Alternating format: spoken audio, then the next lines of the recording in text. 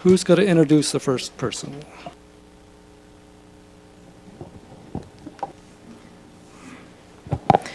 Thank you, through the chair. We received a letter from Mrs. Warnock regarding speed, and she asked for time in front of council today. Welcome, Mrs. Warnock. I don't usually require a microphone, however.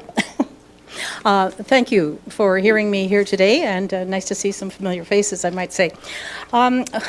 I'm going to just quickly read through a letter that you all have probably received and read. It just might clear things up a little bit more quickly. I don't have a lot to add further. I had written this actually and sent it attention to Marcy, and it was done on April 20th, but it is regarding a rather long-standing or somewhat longer type-standing issue regarding the 50 kilometers per hour speed limit enforcement along 57th Avenue south of 60th Street, where we currently reside. My husband and I bought a home at 53 Destiny Way, immediately west of 57th Avenue and south of 60th Street in Olds, early in June of 2020. We're aware of the heavy traffic flow, particularly after pavement resurfacing in September of 2020, but we do feel that the accompanying overly excessive speeds, especially at peak traffic hours, are unacceptable because A, the law states that it's a 50 kilometer per hour posted in this zone. B, it is unsafe operation of vehicles, including unsecured loads, and what often appears to be mechanically unsound vehicles, at least from our deck. And it is also of an unnaturally high noise level upon rapid acceleration from the 60th Street stop sign. Whether people are blowing the stop sign, I can't speak to because I don't see it. It's just out of my vision, but we certainly do hear and see accelerated speeds. From mid-July of 2020 through to late last September in 2021, I have been in touch with Town of Olds Public Works, Bylaw Enforcement, and Olds RCMP by phone and email a number of times, expressing our concerns. My suggestions to help alleviate the problem included more visible signage indicating that drivers are still within a 50 kilometer per hour limit in Town of Olds, within Town of Olds. I had suggested photo radar, which I gather isn't an option, or stop sign camera, and also stationary radar to be possibly set up in a discrete location, not right visibly on the roadway. Suggestions made to us to help identify the offending drivers as well as attempts at alleviating the problem include our reporting of high-speed vehicles, which we have done repeatedly, increased patrols by both town officers and RCMP, which we had observed for a short time, digital speed signs which displayed speeds as high as 80 kilometers per hour, put in place for 4 to 5 weeks, October 2020 and again in March of 2021, as well as infrequent stationary radar set up in highly visible cruisers. Although we very much appreciate all and any of these efforts, the outcomes in terms of any apparent reduction of excessively high speeds was and remains largely negligible to we the residents who back onto this roadway. Earlier this month, I decided to try once again to proactively tackle this ongoing problem.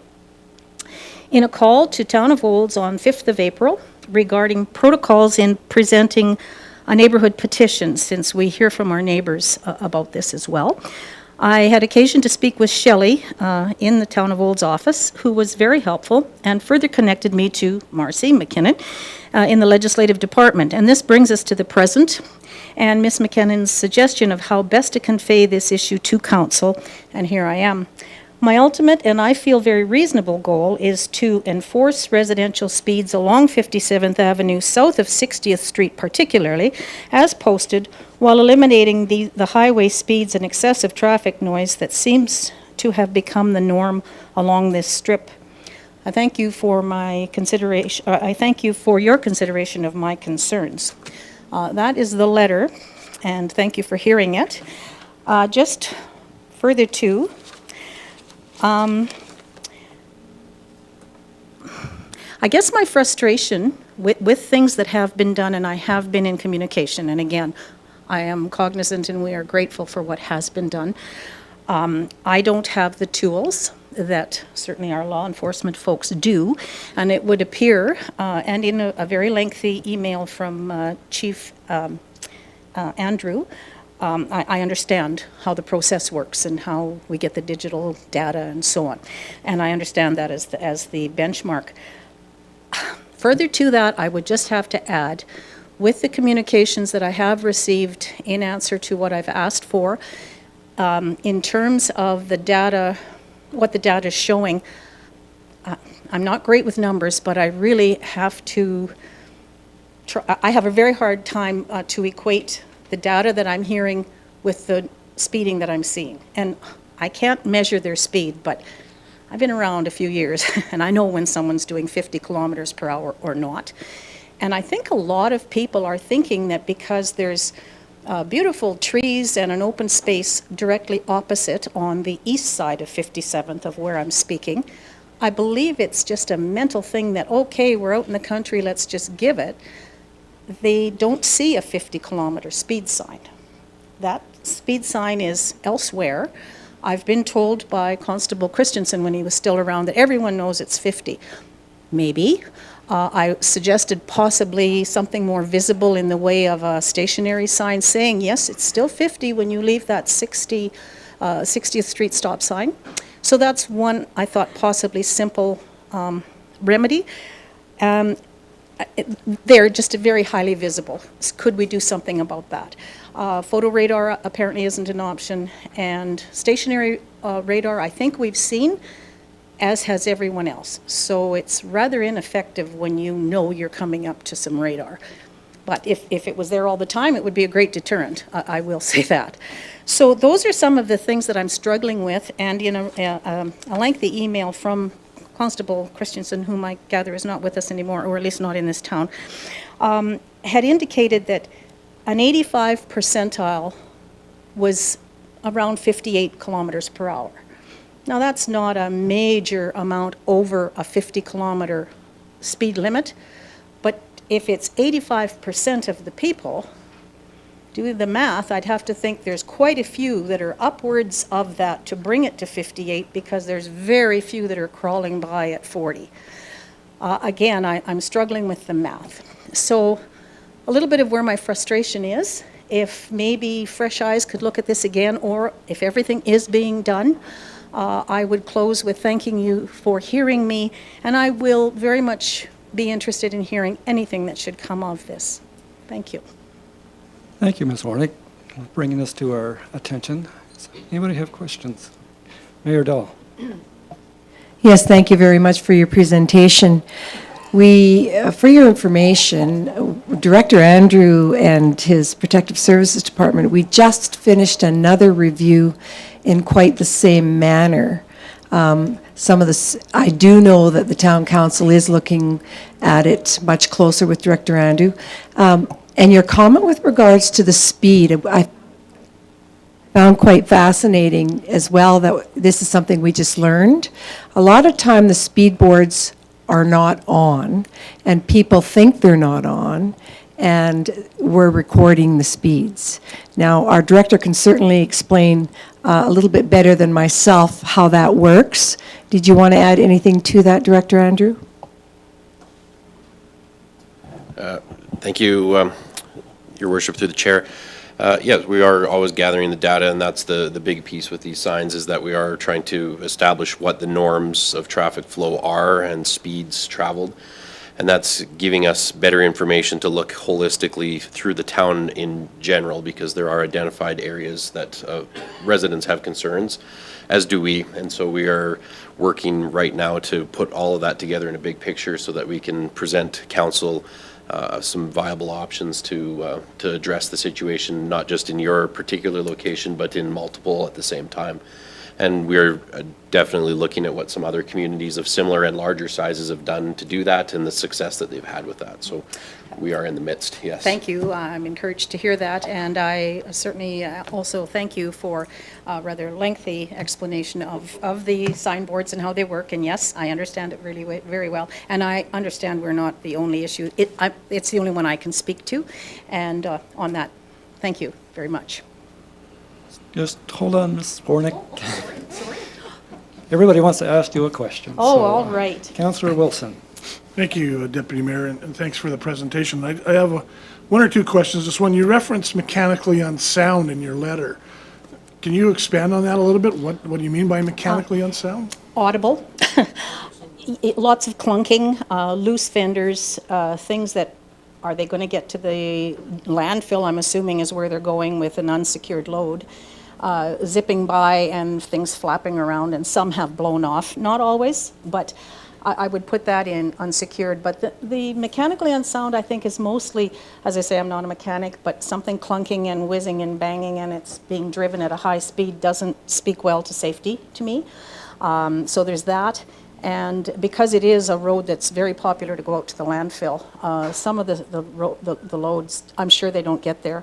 And I would think that those things would be littering the highway somewhere, if not beyond our deck, somewhere beyond the edge of town. So that's where that comment comes from. Okay?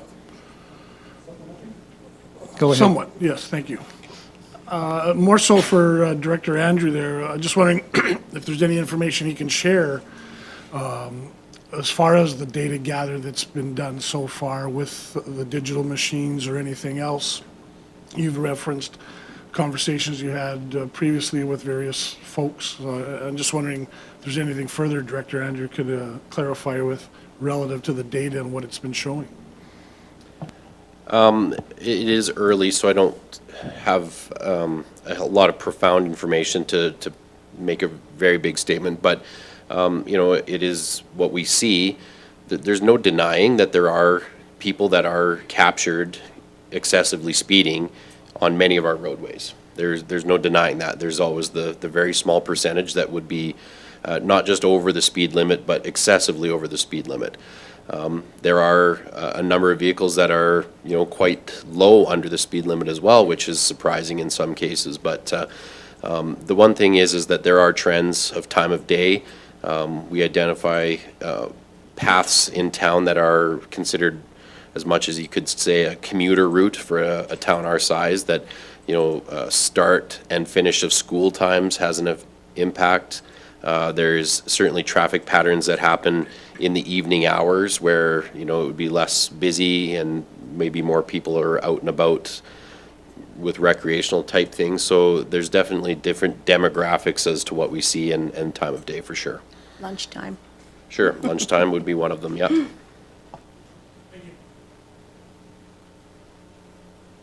Any more questions? Okay. Well, thank you again for Thank bringing you this to very our much. attention. Thanks, Mark.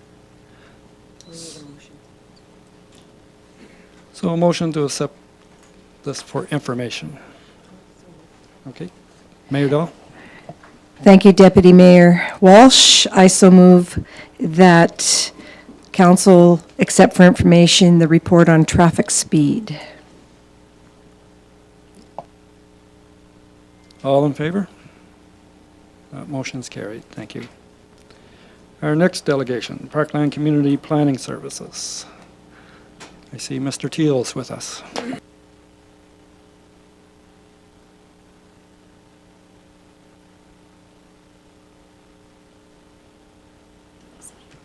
Thanks. Thank you very much, Chairman Walsh. Good evening, or sorry, good evening. Good afternoon, members of council, administration, and I definitely will need a microphone, so I'll try to lean in so you can hear me most of the time. Today I'm going to be giving a very brief presentation, some background on what we call Joint Use and Planning Agreements, or JUPA, because we all needed another acronym to add to municipal government.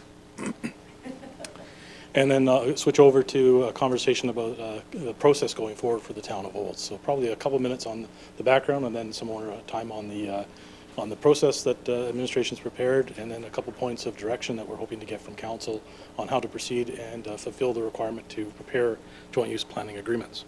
So on your, I guess I have to start the slideshow. We'll do that. So first up, what does it, other than the acronym that takes a bit of use because it's got four letters to remember. JUPAs are a new requirement coming out of the 2017 Municipal Government Act review. This is one of the ones that was kind of delayed in terms of its implementation. It's a requirement to be fulfilled. And it flows from, it speaks to the relationship between municipalities and school boards around specifically the planning and provision of sites for schools and accessing facilities that are owned by different public organizations but still paid for by the taxpayer, and trying to leverage those to the greatest extent possible. So it does address a lot of coordination, both for the planning for school sites and for ongoing operations in those regards. It is a new mandatory requirement for every municipality and every school board that's served or operates within that municipality to have an agreement in place. And so it's the same requirements for the municipalities are under the MGA, for the school boards it's under the Education Act, and it has to be in place by June of 2023. So a little bit over a year from now. This agreement, once it's in place, it's long-standing. It's not a do it for 3 years and then walk away. It will be on the books. It's intended to be on the books, basically until the legislature changes their mind and takes away the requirement. So in that respect, for those of you that are familiar with the intermunicipal collaboration framework, which was also out of the MGA review, it's kind of along the same vein, but focused very much specifically on the relationship between school boards and municipalities. So in terms of the content, the legislation lays out, I got 2 slides here that'll talk about the content, and then there's another slide that talks largely about the process. So it does have to address the planning and development of future school sites using reserve land, and I'll talk a little bit more about what that underlying term reserve land means. So in essence, municipalities are responsible for facilitating and helping school boards obtain the sites that they need for schools as communities grow. So that means we do have to talk about the issues of how you transfer that land from municipal ownership to school board ownership. If a site's no longer needed for a school, you have to be able to do the reverse, so that's why we get into the disposal item on the screen as well. We also occasionally have to have conversations about how are we servicing the school sites. If it's the middle of a farmer's field and there's no road, water, and wastewater, but we need a school site, who's responsible for making sure that those services are there for that facility? And then once we get beyond all of those items, there's the issue of use and operation and maintenance of the facility. That could be from as simple as we'll maintain the soccer pitch, you mow around the school building, to we're going to have a lot of sharing of facilities back and forth, and ensuring community access to the gym after hours. So once you covered all those, the process obligations or expectations in the legislation are laid out on the screen now. So it does mean you have to put in place a framework or a mechanism for the two, typically a board and a council, to work collaboratively on how to provide these school sites and how to share the facilities. That involves having a process for resolving disputes or disagreements if it comes up, a time frame for regular review. That's, again, it's not a repeal. It's maybe a 5 or 7 year review, because this agreement is going to be around for many years. And then the legislation, as is typical for those that have seen it, anything else the parties feel is reasonable to be added to it, provided you don't break any other rule in the process, is basically what the second one from the bottom says. That's the last one on the bottom. The fourth one, given the length of time these are intended to be around, there's a possibility that the legislature may pass additional guidance in the form of a regulation at some point in time. At this point there is none, but you never know over that long period of time that this agreement is going to be around. So it's not a new concept. It's new for small town Alberta. The concept of shared use or joint use agreements has been used in places like Edmonton and Calgary, Lethbridge, Red Deer, any of the bigger centers whose population grew faster, and they had to use this tool since, say, the 1960s and 70s onwards, especially for the acquisition of sites, or they had more elaborate community programming, and the recreation people were interested in getting access to community gyms or use of soccer pitches and ball diamonds that may have been under the ownership of the school boards. So there's a lot of things that we can draw on as experiences and from the history of those agreements, but they're not necessarily readily transferable right to small town Alberta. Small town Alberta has some unique issues. We don't, through our pace of subdivision, Edmonton or Calgary, create another school site about every year. Here we would struggle to be having enough land development happening to be able to scrape together land for a 10 to 12 acre site. And so that issue of timing and providing sites is one of the big issues that's been happening between school boards and municipalities for the better part of a decade. And the overall emphasis on JUPAs is the province's attempt to see, can we put in place a framework to try and smooth out this process of making sure sites are available when the school boards need them to accommodate those new students in the growing communities. And that's really what's driving a lot of this. For Olds specifically, I'm not sure how contorted or distorted that map is on your screen. It's probably a little bit more square when it's supposed to be rectangular. The big yellow blob you're looking at is Mountain View County's boundaries. And if you've never had a chance to study the jurisdictions of school boards, this is basically showing the 3 school boards, so actually it's showing 2, the text talks about the 3rd. that apply to the town of Olds. And the town of Olds is the orange node that you can see where the mouse is going around in the upper right part of Mountain View County.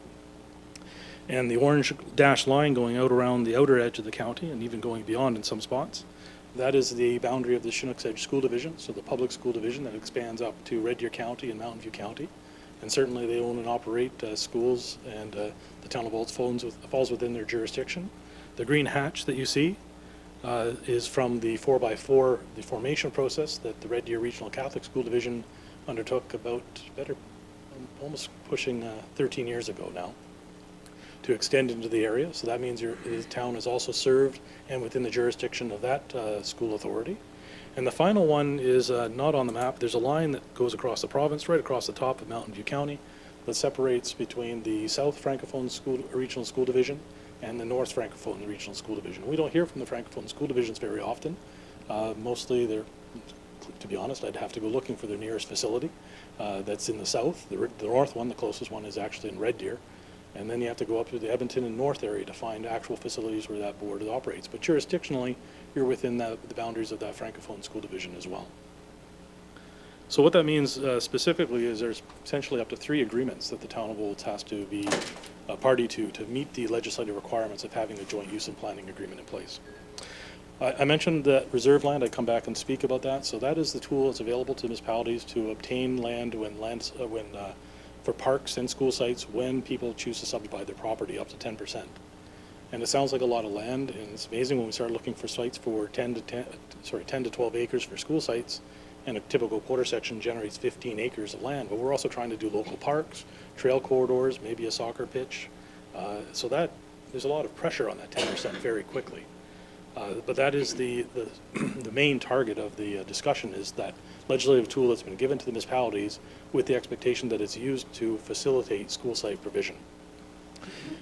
And it's also important to know, though, in the course of the evolution of our small towns, not all of our school sites that are out there are on reserve land. So you can, in the course of your joint use planning agreements, have a discussion about lands that may have been acquired through other means. It could have been private donation, the town may have made a direct contribution, or it just may be lands that you acknowledge that are not reserve land, they're not subject to any future disposal or use or claim by the town, but we still want to access the community gym that may be on that site, even though it's not on reserve land per se. Similarly, your arena and your pools that the school boards may be interested in accessing are not on reserve parcels. So that takes us into the last slide of the types of topics that you may see covered off. Certainly, we do have to make sure we address the legislative list that I had up on the screen earlier and tick the boxes and make sure that that works.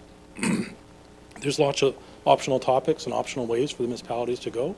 JUPA could be as simple as we're going to meet all of our minimum legislative requirements and then you do your thing and we'll do our thing. It's probably not the greatest example of cooperation and collaboration going. Or typically what you'll see them getting into is here are the terms and conditions where the town can do recreational programming and access the community gyms after school hours. And similarly, during non-prime user times, the municipal pool and the arena may be available for educational programming on a block booking basis, favorable rate basis for the school boards. So those are the kind of topics that are typically addressed in a joint use and planning agreement. In addition to the mundane maintenance of grounds, who's mowing what. Just having agreement and consensus on those sort of topics can also be covered off in the joint use planning agreement. So Chairman Walsh, that's the first half in terms of the brief background. I'm going to switch over now, I think.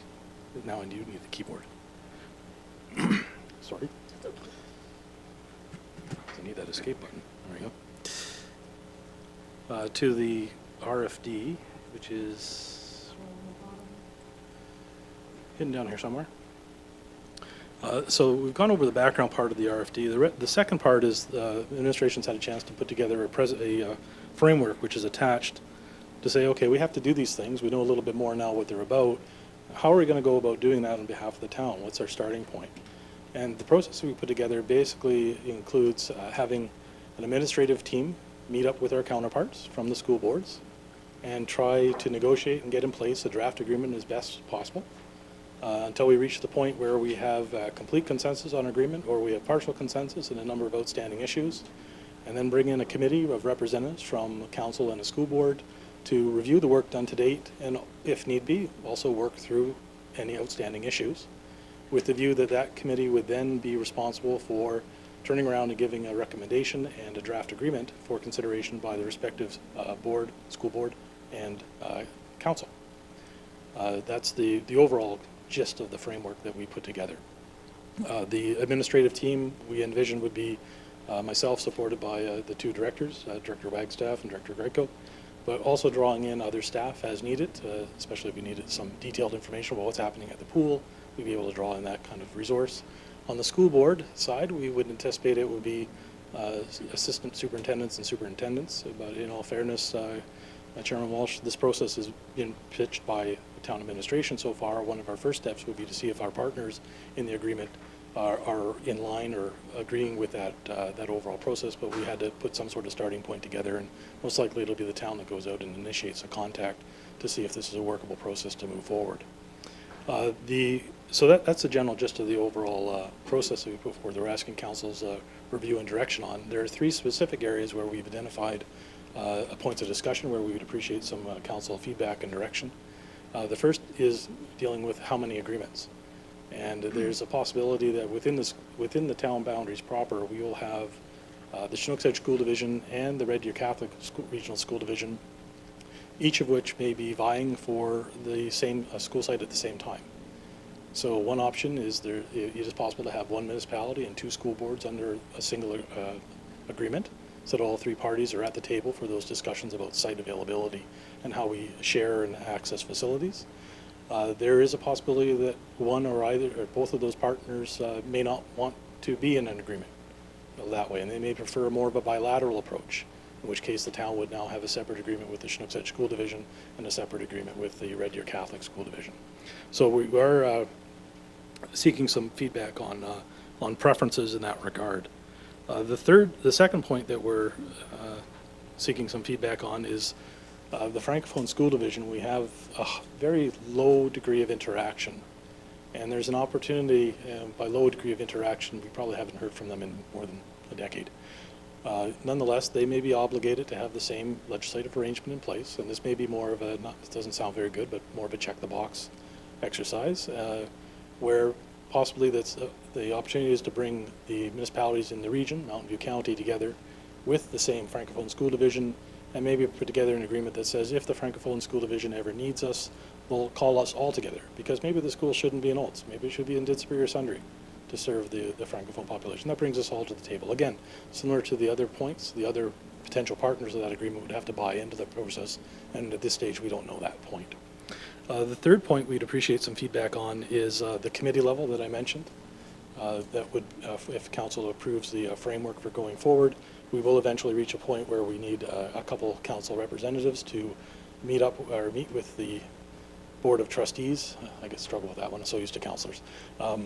And we're not naming names, but would like some feedback on council representation on that.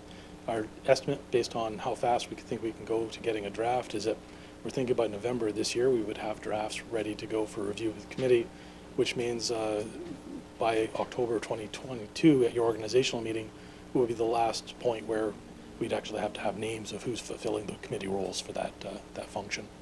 With that, Chairman Walsh, I'll be happy to field any questions, and I'm sure Director Greco and Director Wagstaff will help out as need be. Thank you, Mr. Teal, for that information. So I'm going to open it up for questions of one of those 3 people, I guess.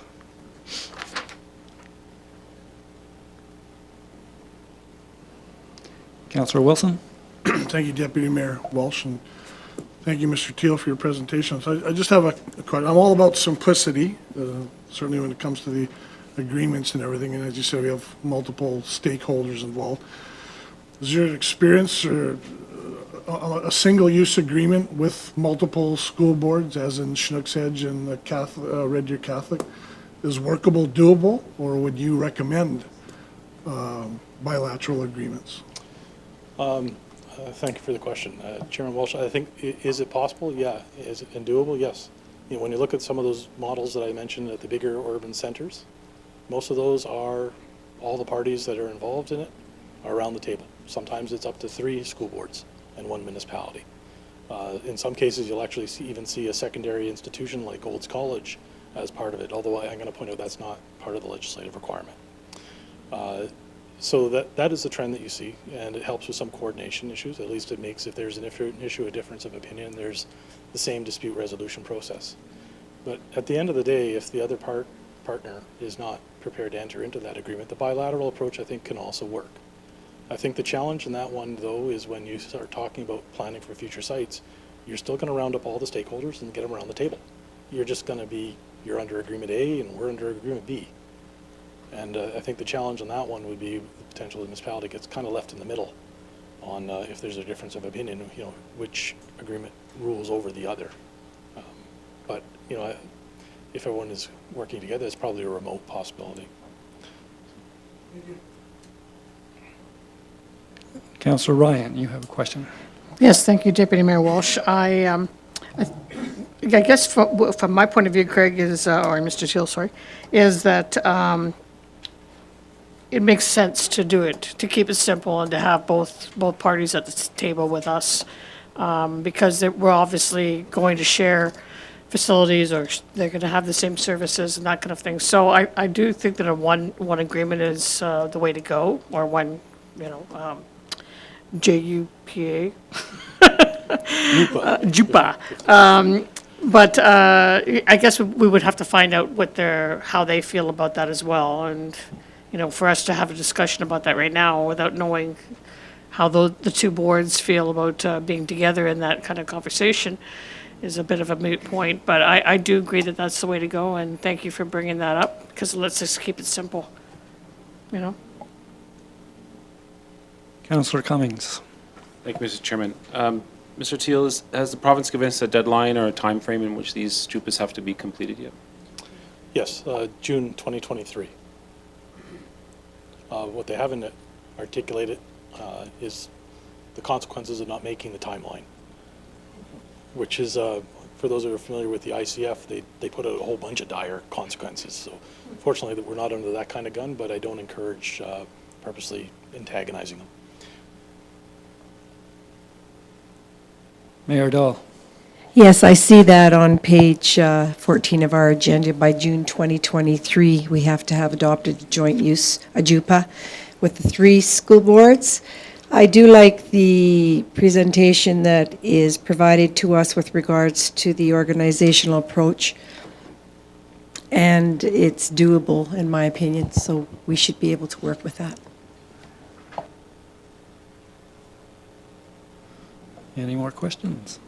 Oh, well, good explanations. Okay, thank you, Mr. Teal, and I'm thinking, Mr. Chairman, is there any feedback on the council representatives who join the committee, or do you wish to reserve that for your future discussions or considerations?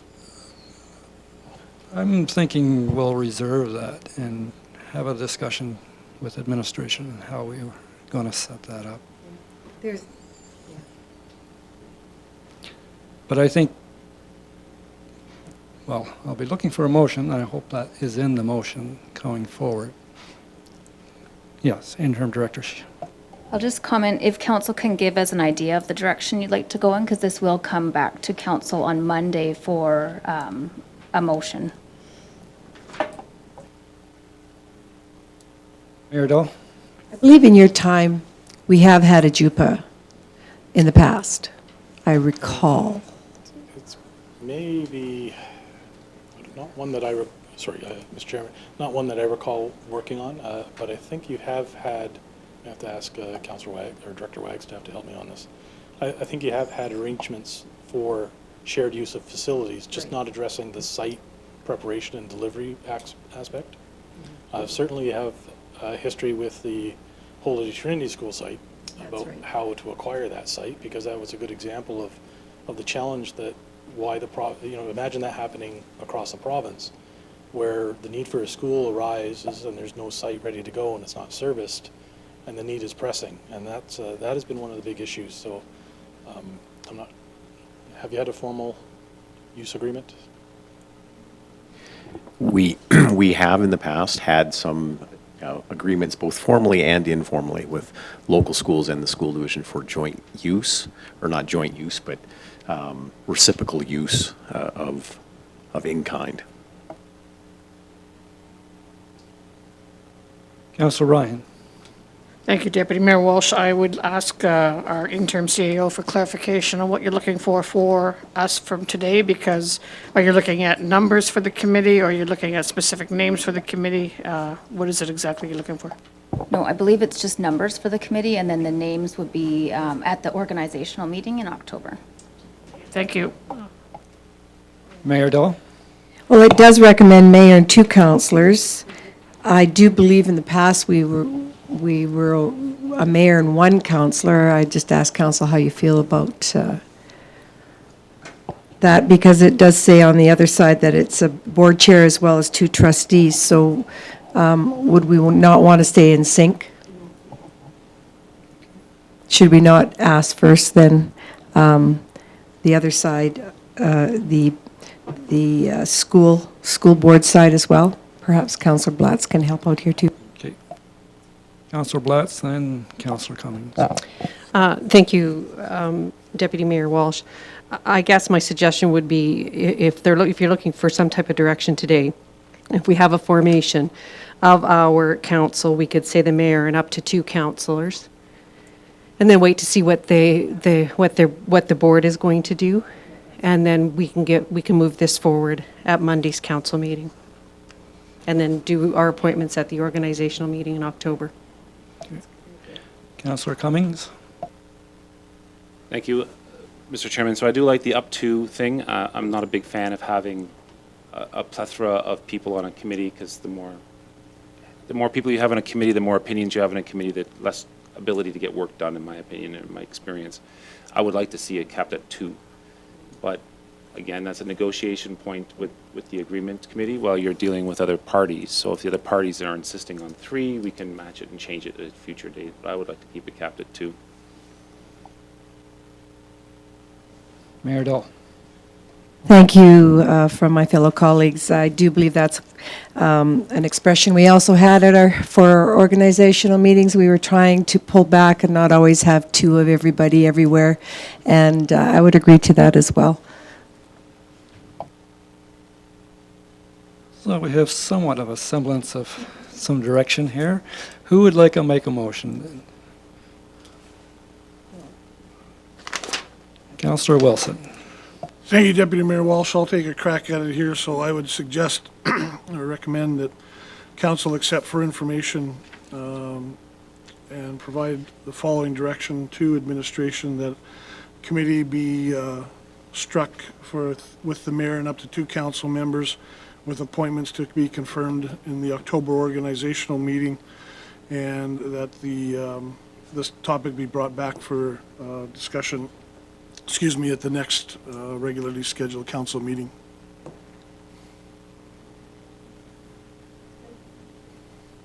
Okay, that's the motion. All in favor? Motion's carried. Thank you. Thank you, Mr. Teal. Drive safe. Thank you, Mayor Dahl, and thank you very much, Mr. Chairman.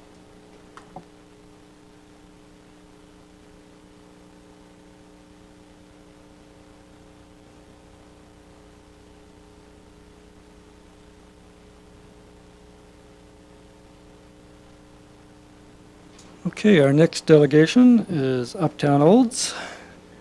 April Jimneef, Jemayev. Welcome, April.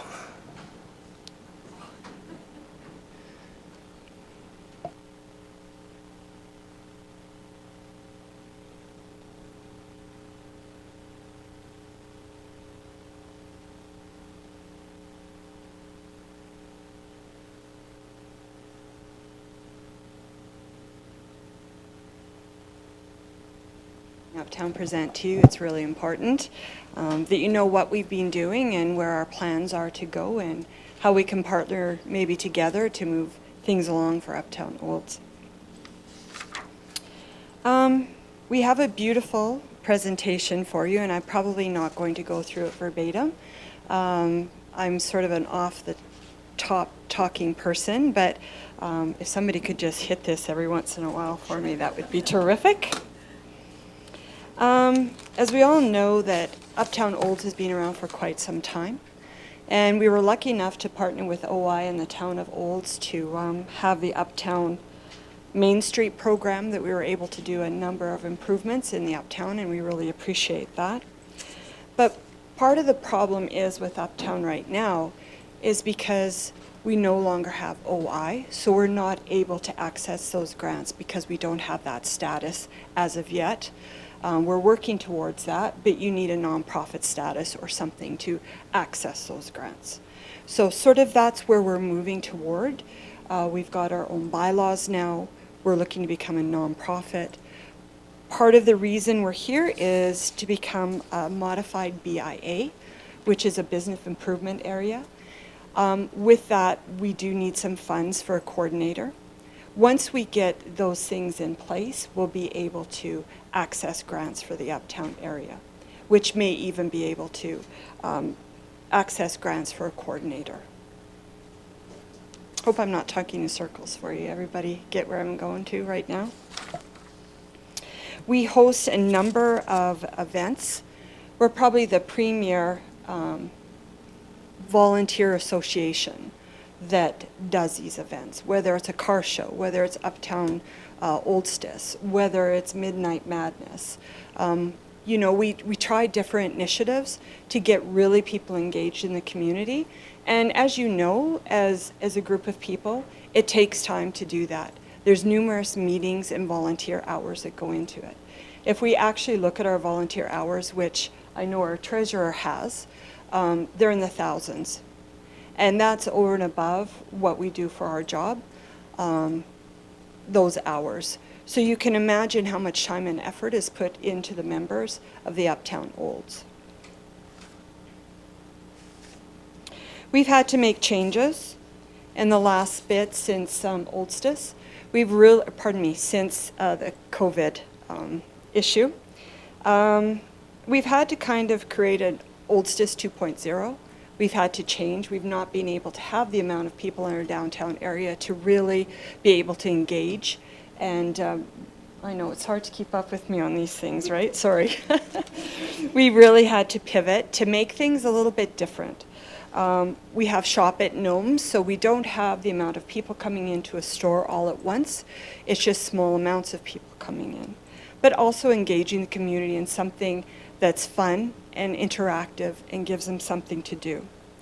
We've had pedals and pubs and patios to help our restaurants, where we pedal around the community, stop at restaurants to encourage those businesses that have been hit harder, possibly because of all the restrictions, so that we're able to engage with them to have some income coming in.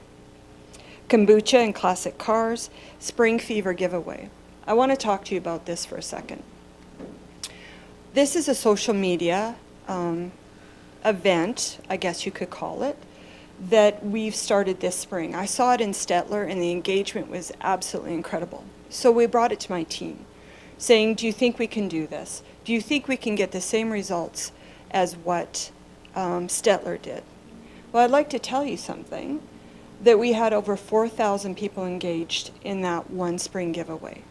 Now, our package was over $2,000 as a giveaway, but that 4,000 people engagement would be almost half of Olds, if you looked at it that way. But also, it's all these outsides community now being engaged with something that's happening in Olds. So it's the stores, it's the Pomeroy, it's the restaurants, it's everybody who put something together for that package is now exposed to these 4,000 people. That's an amazing reach, you guys. If you look at our reach, it goes as far as Calgary. Far east is Consort, north past Red Deer, and west past Sundre. Our engagement in the whole community is massive to bring people to Olds.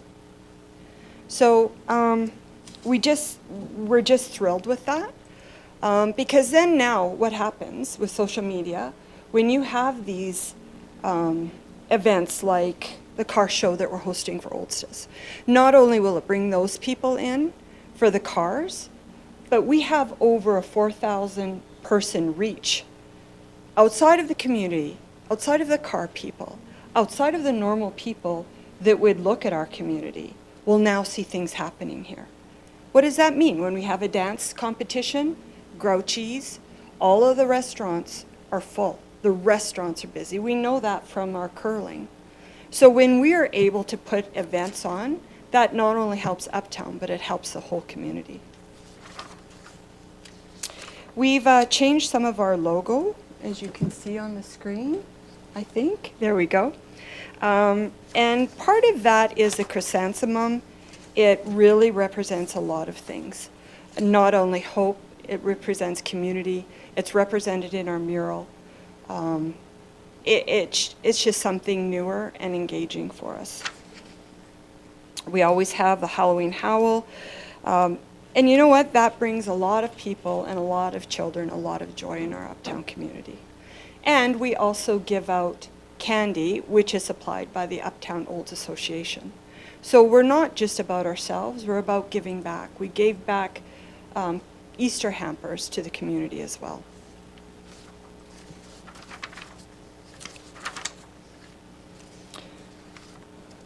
Okay, why does this matter? You know, why do we need to have a BIA? Because we're doing this, and it's making a difference for the people of Olds. It's making a difference for our Uptown community. It's making a difference for our children in the community, have something to do in our community. And with that, and keeping those children in our community, they may stay here then knowing there's something active going on, that they know as they become adults, there's all these great events that they want to stay in the community.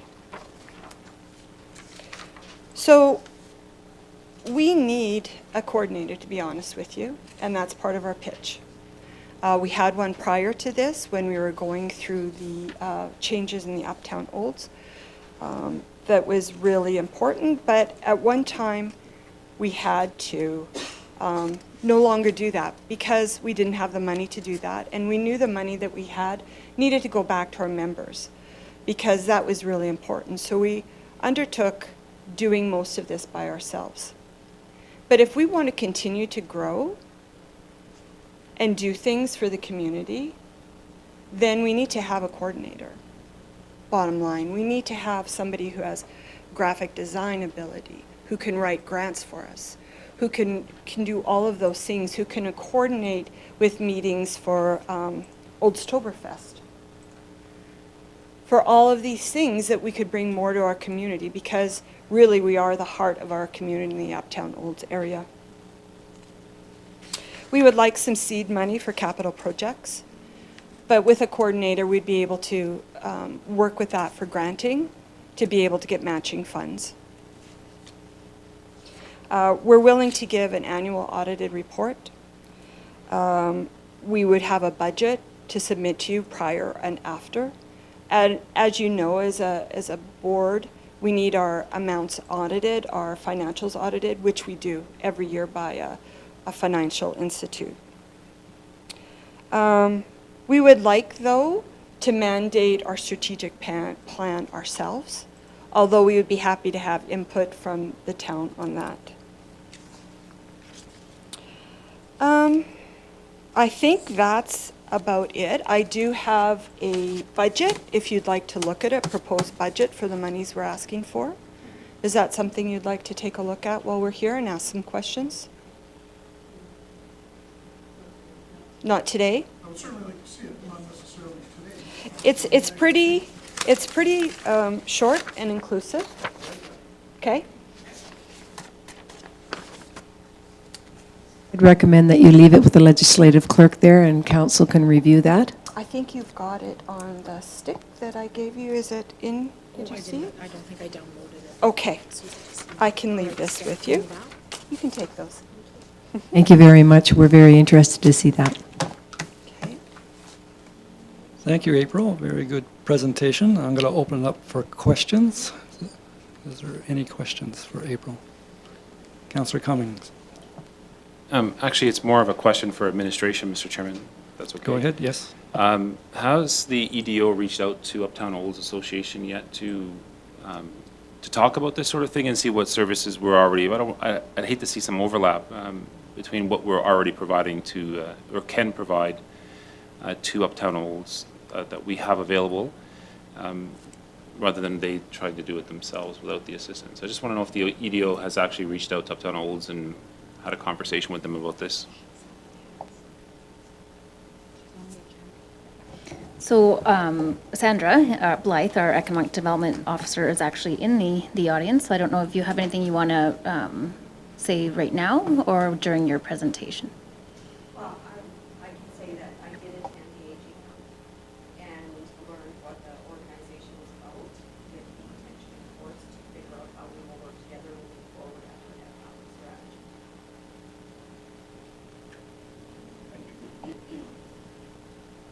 Can I comment? No? Sure. Yeah.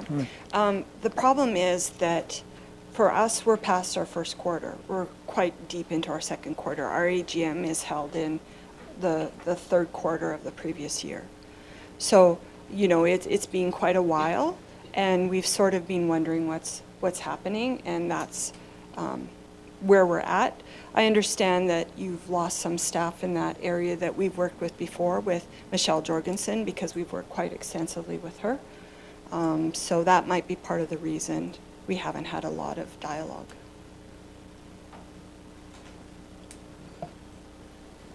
Any other questions? I'm going to start with Councillor Ryan, then Councillor Wilson. Thank you very much, Deputy Mayor Walsh. I would like to see the financials, so thank you for mentioning that. We are short-staffed, there's no doubt about it, and Ms. Blythe has only been on for not even a year yet, so I do think that I agree with Councillor Cummings, and in the fact that we don't want to have overlap, and we are short-staffed and we have a tight budget ourselves, so we just passed that. So trying to come up with $50,000 ask is really difficult at this point, but I think that there are some things we can do. I just don't think that that's, I just don't think that we could say yes or no at this point, or at least my opinion it would be. But I do think we can do things to assist Uptown Olds, and I think that's a conversation that can continue. Thank you. Thank you, Deputy Mayor Walsh. And I echo the comments of Councillor Cummings and Councillor Ryan. I am concerned about the coordination. We have things like the Chamber, we have the Secretariat, we have our Economic Development, we have Uptown. I'm all for supporting the revitalization and re-energizing of Uptown. Just need to make sure we're doing that in the most efficient way. And I do have a question or two, if I may, so just, and thank you for your presentation. You referenced, I think, $50,000 for a 0.6 FTE. So you currently have somebody doing or supporting some of these activities now, correct? We do have some to help with some of the graphic design that previously, but majority of the work done right now is done by the board. We're not paying anybody at this point. We do have someone, I shouldn't say that. We have someone that we are now paying for our social media, because that has just blown up, and you can't run a business and do that and have family, so you have to get that out. But if you're talking about the car show, we do that all by ourselves. If you talk about Midnight Madness, we do that all by ourselves. And we source out a graphic designer as needed, but luckily we have most of our graphic designs up until this point with what we're doing already. So I would say that we do 99.5% of it volunteers. Supplemental to that? Thank you, Deputy Mayor Walsh. And I do have a legitimate supplemental, yes. So the request is for $50,000. This would obviously be renewed potentially every year going forward, or subject to discussion and negotiation every year going forward, correct? To be honest with you, I'd like to be independent and not have to ask the town for money. If we get the grant, somebody in to write us grants, and we're able to access those monies like we did previously, then you're right, we wouldn't need this type of money. We would be able to go down to, if we want to do a capital project like we're talking about, maybe we could afford that ourselves, putting $10,000 in and then a matching grant for $10,000. So it's sort of seed money to see where we can go to be independent in this. So you're right. I mean, I'm not asking for this type of money every year, for sure. We'll just have to see how everything plays out, to be honest. Councillor Blatz? Thank you, Deputy Mayor Walsh, and through you then to Mrs. Jemayev. Can you give us an example of what type of capital projects you might be looking at? Yes, we were approached, it's out of my mind right now.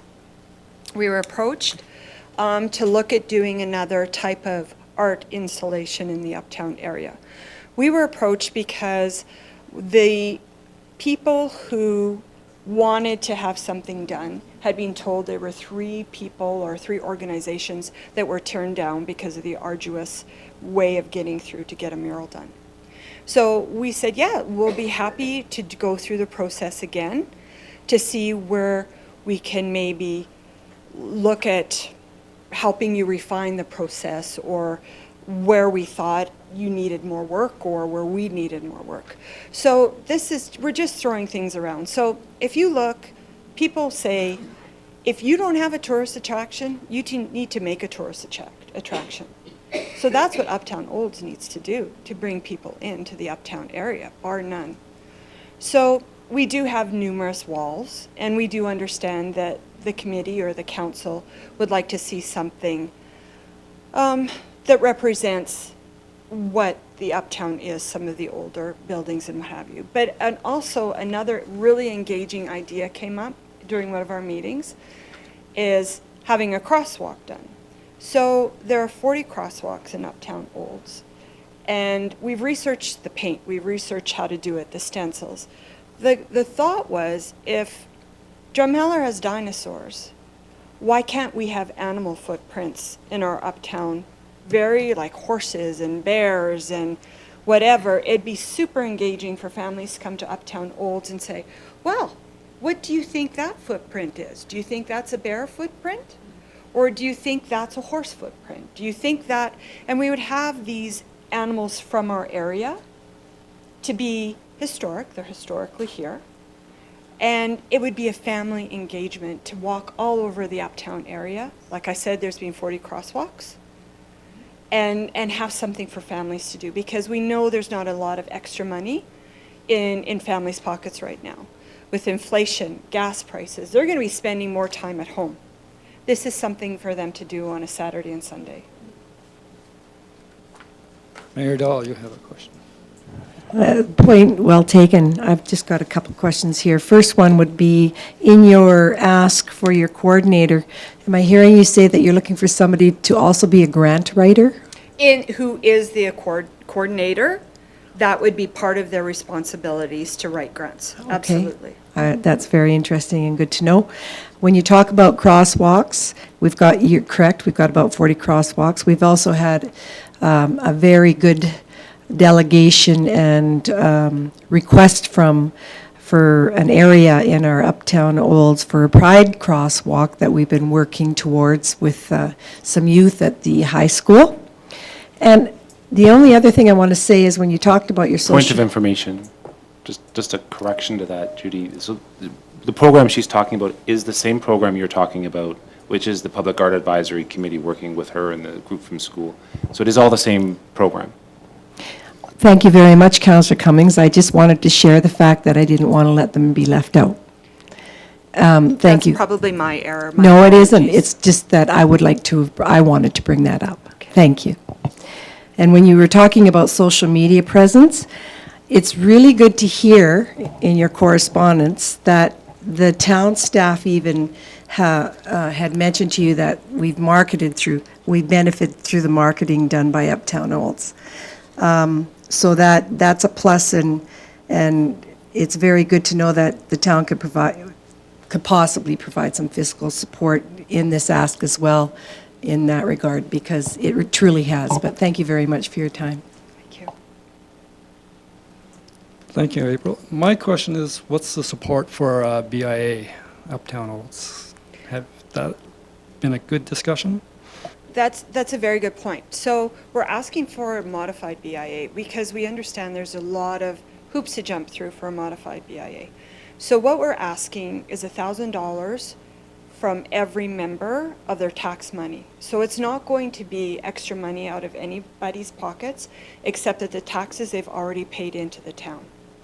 Now, that's only a small portion of what they've paid into the town in taxes or overall as tax money.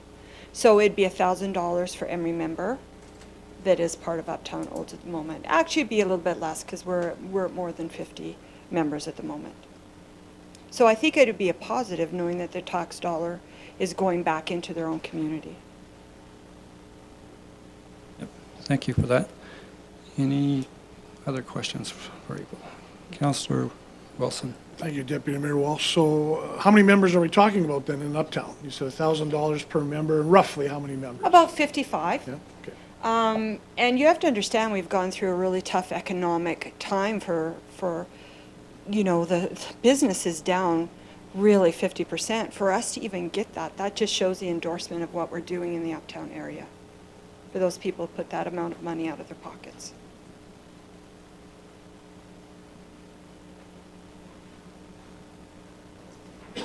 Not seeing any other questions. Well, thank you, April, for the presentation. Very interesting. Thank you very much. Motion? Accept it for information.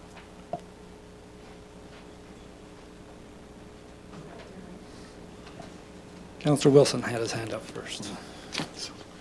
I will make the motion that council accept for information the presentation by the Uptown Olds Committee. All in favor? Motion's carried. Thank you. Yes. I keep forgetting. Okay, our next delegation is Community Lifestyles Committee.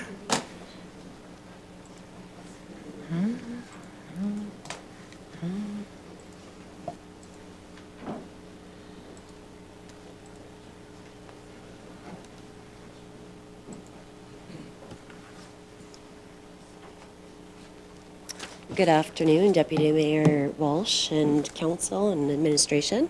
I do have a couple delegations coming forward this afternoon, and the first one that I would like to introduce you to is Bernice Lynn. She's with the Community Lifestyles / Age Friendly Committee, and she would like to speak today to you about ageism.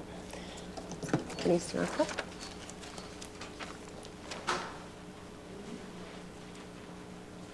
Thank you, Michelle. Can you hear me? I would ask, first of all, if it's okay for the members of the Age Friendly Committee and some of the senior citizens that we have recognized for some of their positive input into aging and the change from not to older. Would you all please stand?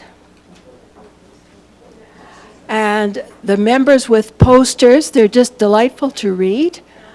I think there's another one on this table who might have a poster. So. That is awesome. Thank you for attending and bring those. Yes, Harvey. They are awesome pictures, I'll admit. There was another active person who could have been there. So I'm here today to talk about ageism. We have been given a grant to try to educate as many people about ageism as possible. I will also, first of all, say that I'd never heard of the term ageism particularly. I can't think when.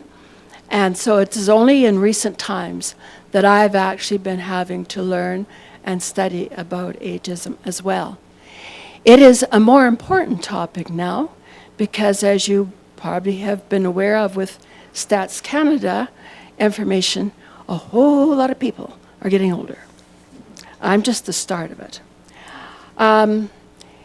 So ageism is a form of discrimination, as in with a lot of other discriminations like racism and sexism. It can be subtle, it is lifelong learning, and it doesn't mean that your parents said to you when you were little, you know, if you see somebody with white hair, stay away from them. It's not that kind. It is very subtle. And it's present in each of us to a degree. It is present in our institutions and our organizations. So in our culture, we have divided our population by age groups roughly. So 18 years of age, you are an adult. And at 65-ish, you are an adult. When you are planning events and programs and buildings for that age group, for somebody who's single and only finishing school, and then somebody who's maybe a grandparent or great-grandparent and wanting to retire. It's a vast, different kinds of programs you need to do. The same is with the senior. So all people who are seniors, which are pretty much still about 65, that's when we used to have to retire. So from about 65 until the end of life. And those people too are very different. When you are at 65, you will maybe just have finished working. It's actually been about 10 years since I retired. And you are still, if you are fortunate, physically able to carry on, do a lot of things, and you may have grandchildren, great-grandchildren. And then over time we age, and we may need more and more services. With the impending advent of a whole lot of people who are now 55, it won't be that long before they are older and need some of those services. One of the things about ageism is every age can be attacked for it. So I've heard a lot of people saying about these young people these days who are in school, like, what's wrong with my grandchild, my granddaughter? Because they can't spell. They can't even write. And they don't know arithmetic. They can't do any of that. They have to use these things. And so whenever you hear those kind of criticisms, the thing that you have to ask yourself is why? Why are they not spelling? Why are they not writing? And so when you find out that when I was in grade 4 or 5, you had to be able to write legibly, or you were not going to be able to pass any kind of a test. You never had spell correct, so you had to spell as well, or you wouldn't be able to get a job if you applied and you couldn't spell. And same with simple arithmetic. Now, it just shows how kind of subtle it is. When my granddaughter, who was in grade 5 at the time, asked me if I would help her with a particular problem in her arithmetic. Now, I have to say I was feeling a little smug. I thought, well, of course, I was really good in arithmetic in grade 5, so of course I can. And so she gave me her textbook. Well, let me tell you, I couldn't understand anything I read. I had no idea what the problem was, or so therefore how to answer it. So I had to explain that to her. I didn't know. But the thing is that the arithmetic, the mathematics has changed so dramatically. What they taught me that I needed to learn in 20 years after I was in school, that life was way different. Our children are being taught what they are going to need in another 20 or more years. And so our school boards are actually doing a good job of making sure our children are learning what they actually need. In the same token, sort of, I've heard many people, including seniors, and as I say, I've made comments myself, so I'm not pointing fingers at anyone, but seniors saying, you know, there's no point in putting anything in the newspaper because they don't read it anyway. There's hardly any point in putting it on the radio because they don't listen to the radio. And they don't have computers or they don't know how to use them. And so to all of that, again, you ask the question, why? Why do they not read newspapers?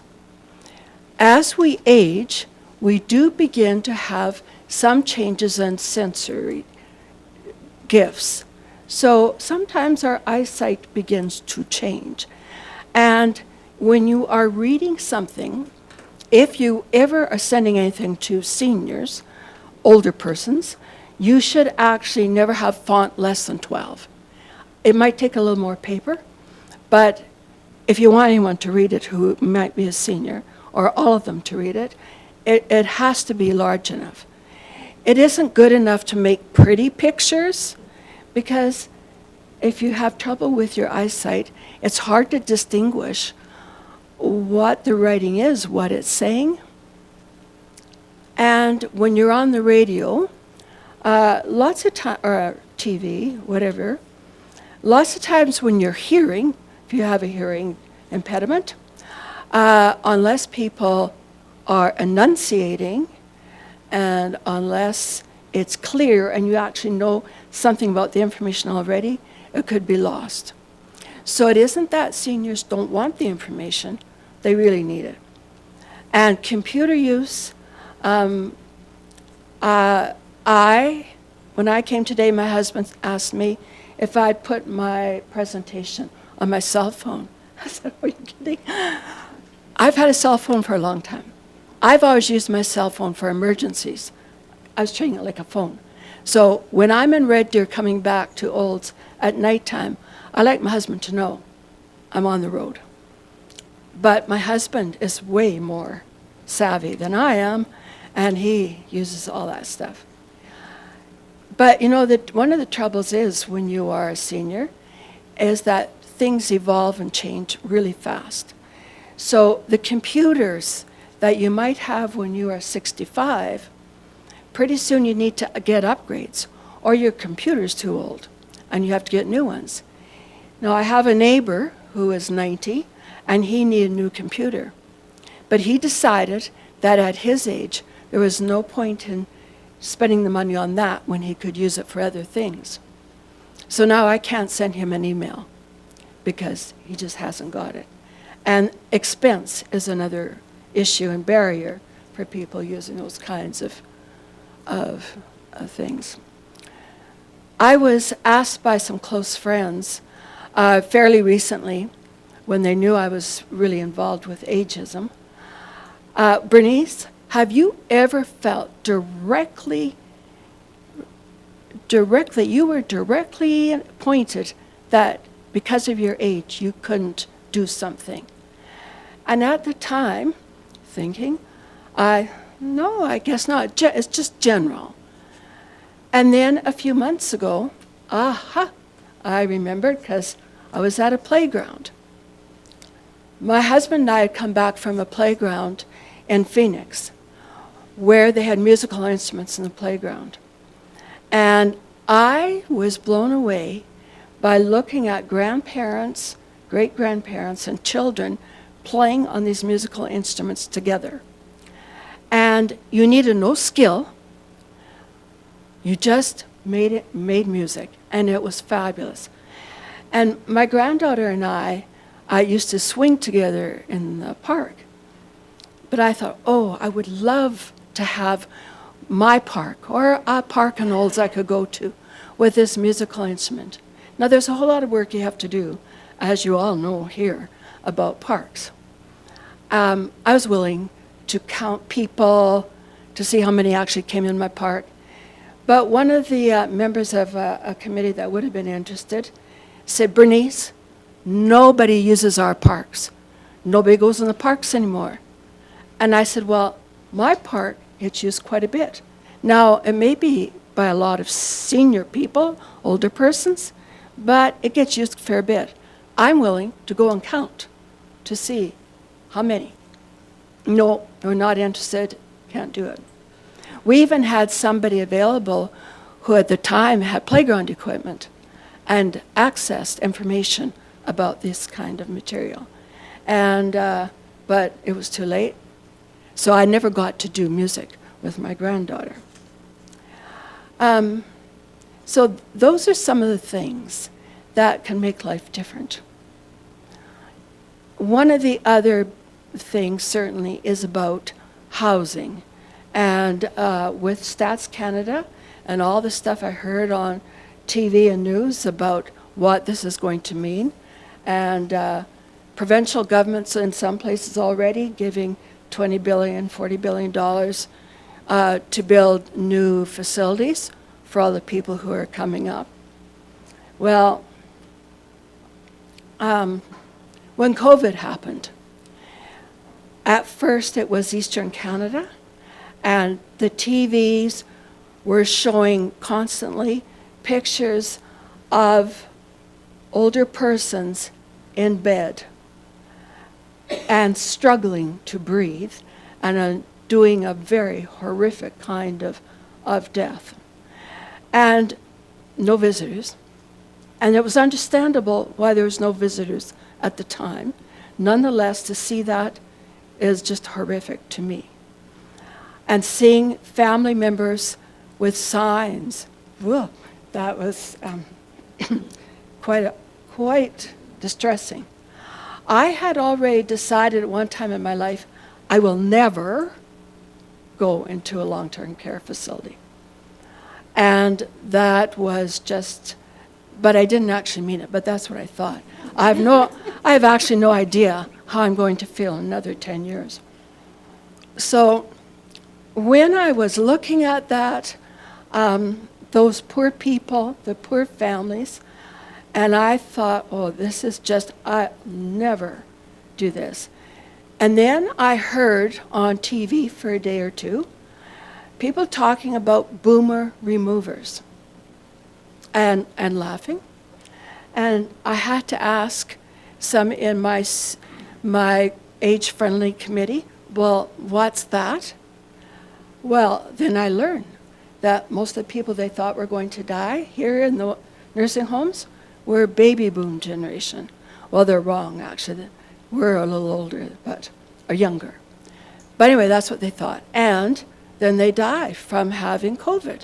And so isn't that a good solution? Because we're not going to have so many. That was very shocking. And they quit using that term after, I think, a couple of days on national news. So when you're looking at long-term care and what that means,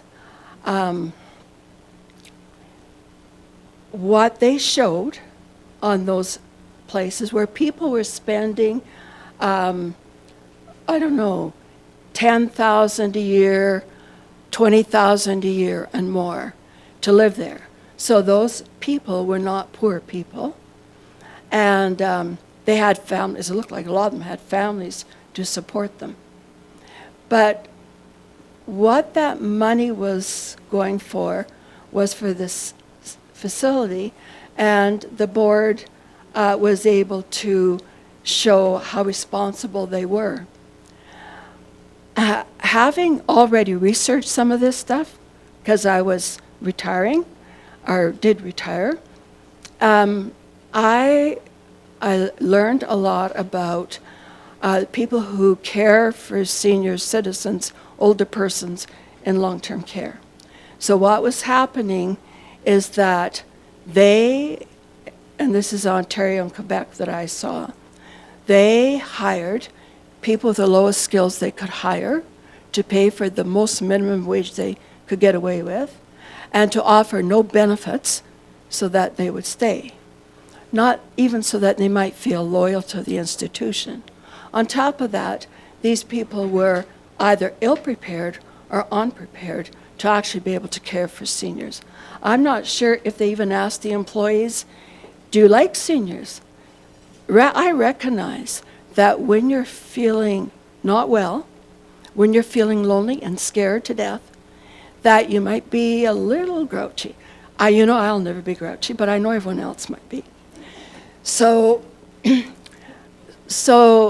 and besides that, those people, the workers, they couldn't even work in another institution to make a living. They're banned from going to a place across the road to work, because that one building that had them wanted to make sure if they needed them on call, they'd get them.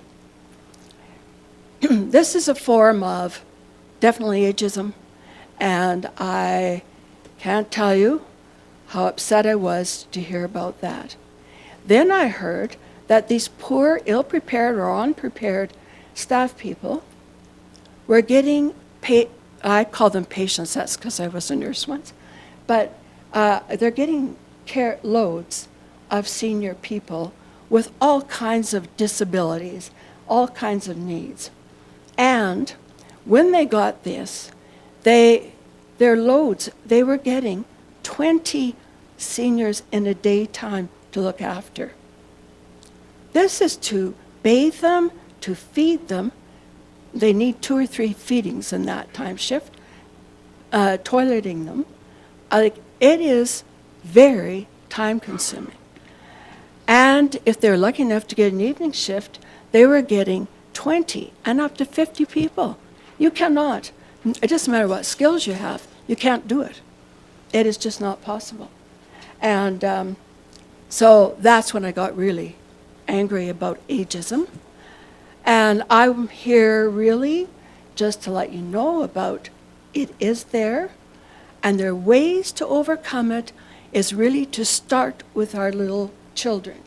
The little children, our grandchildren, great-grandchildren, to start with them and let them have fun with their grandparents and great-grandparents and see how wonderful it is to be able to be with them.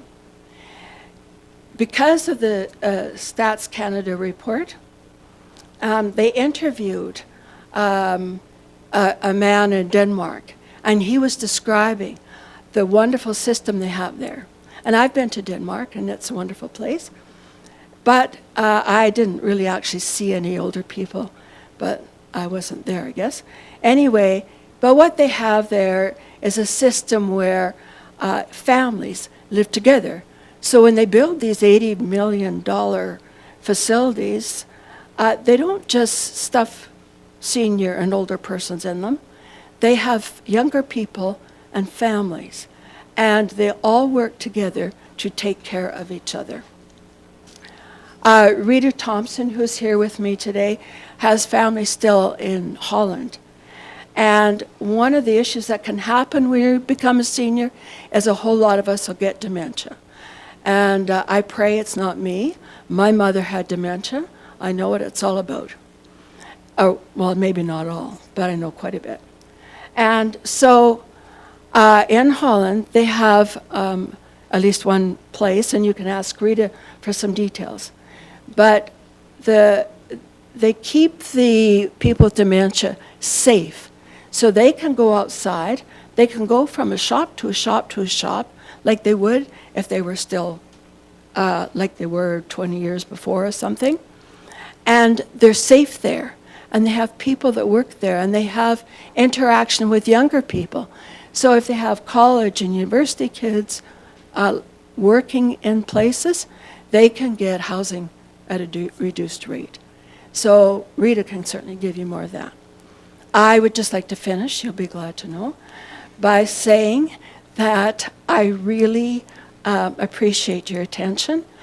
And, you know, when you're my age, you appreciate it even more, because I pray I'm going to be even older.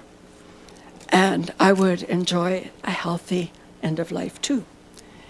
If there are any questions, now you all were given an age survey about seniors and that.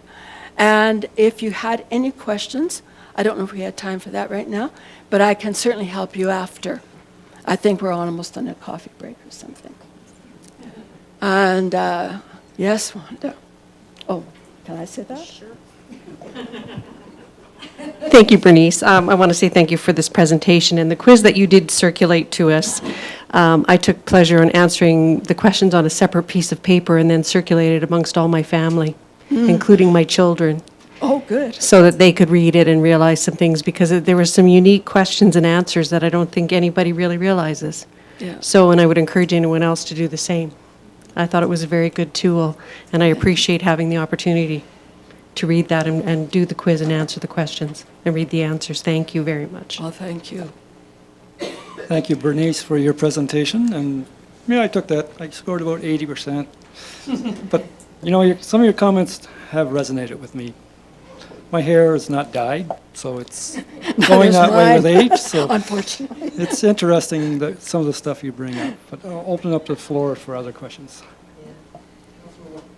Mr. Wilson. Thank you, Deputy Mayor Walsh, and thank you very much for the presentation. And just a further comment to Councillor Blatz's comment around the quiz. I wondered if, with our social media and so on, there's an opportunity to incorporate some of this into our social media as a way to dispel some of the myths, educate the community, and yeah, just move that understanding of ageism forward, you know, almost like a did you know periodically through our social media.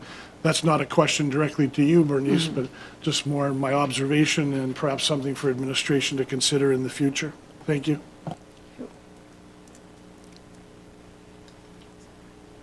Councillor Ryan? Thank you very much, Deputy Mayor Walsh.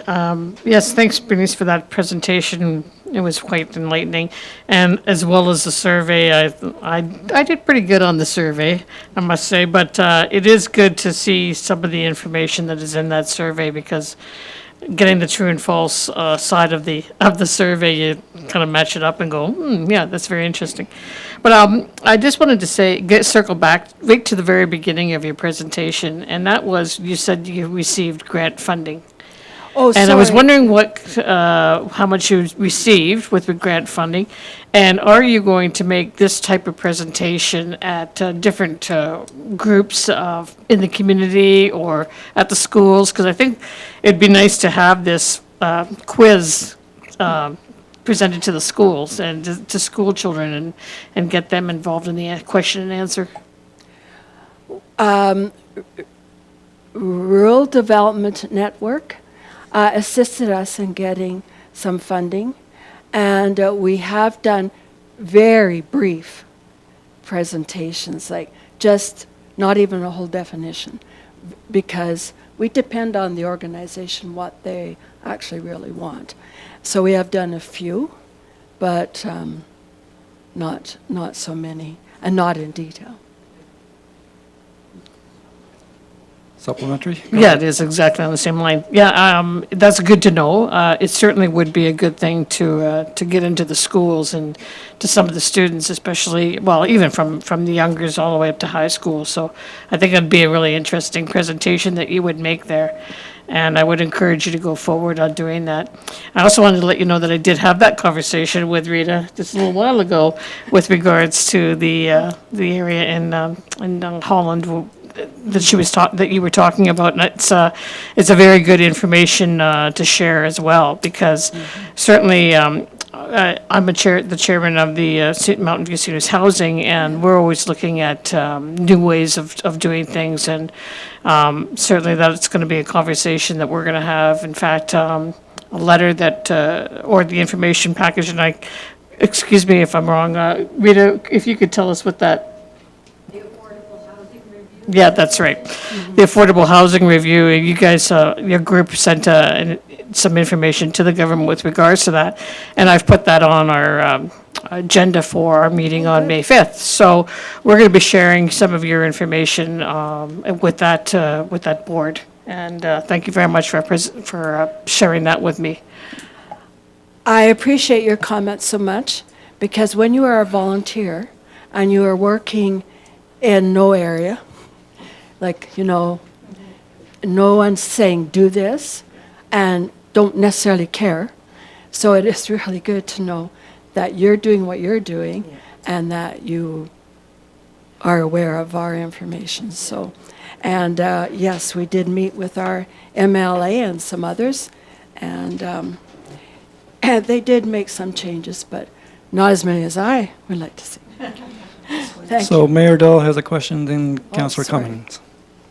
Quick one, and it ducktails what Councillor Blatz was sharing as well, because that was very important in my family too. Do I have permission to share this with fellow mayors, this quiz? Oh, as far as I'm concerned.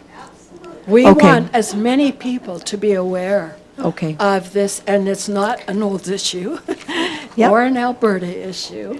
It's just absolutely everywhere. And every culture has a different way of doing things. Many cultures think theirs is the best. Okay, we'll make sure I'm that, happy to be here. make sure your logo stays on here and I'll share. Okay, thanks. Councillor Cummings. Thanks, Bernice. Don't leave yet. Councillor Cummings has maybe a question for you? Councillor Cummings? Yeah. Trying to. It's hard when you have women on. Yeah. But as you know, Bernice, I had an opportunity to speak with you and Rita, and both of you had visited my businesses in Uptown with your posters and signs and a conversation about ageism. And we went and changed our step in the front of our store, and we put a ramp in the back and a ramp in our new store. And we've certainly made an effort to make everything age-friendly in our stores, and you guys rewarded us with some posters and signs and a designation. But I got to admit, I did very poorly on the test.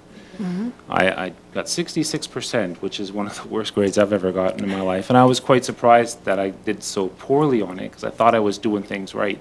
And then when I was reading it, the answers, and I realized that I was overestimating in a lot of ways, saying, oh, there's no difference, there's no difference, there's no difference. And the answers were quite the opposite. And says, oh, there is differences, and you've got to be prepared for those things. So it was quite enlightening on this quiz, and I, too, will make sure it gets shared with everybody. So I thought that was pretty important. So even if you think you're doing things right, you're not necessarily doing things right. I appreciate your comments too. Just to let you know that I actually omitted a little bit in my presentation. So the part I omitted was, when you're in a business, an organization like our town, there are things you can do to help your older person's clients answer the phone, read what you're writing, and understand when they get frustrated with something. And so the care, the time that you spend with them, the care, identifying resources for them can be so helpful. So I missed all that, but thank you. Thank you.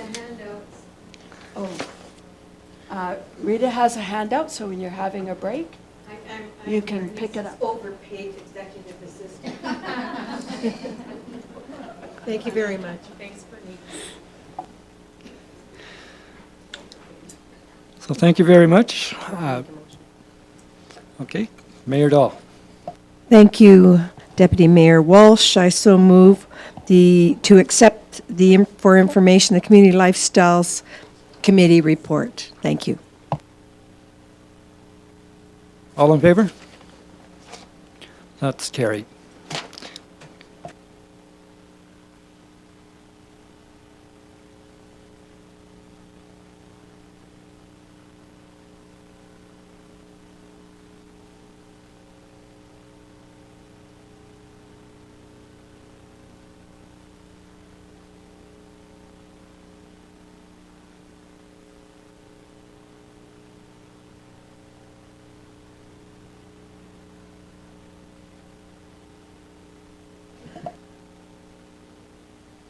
Oh, you're right, because of old children. Okay, So our next delegation is going to speak on Oldstoberfest. So if you recall, the last 2 years, it was canceled due to COVID, with last year's being canceled right at the last minute. So it was somewhat devastating there, but I know a lot of people are looking forward to it this year.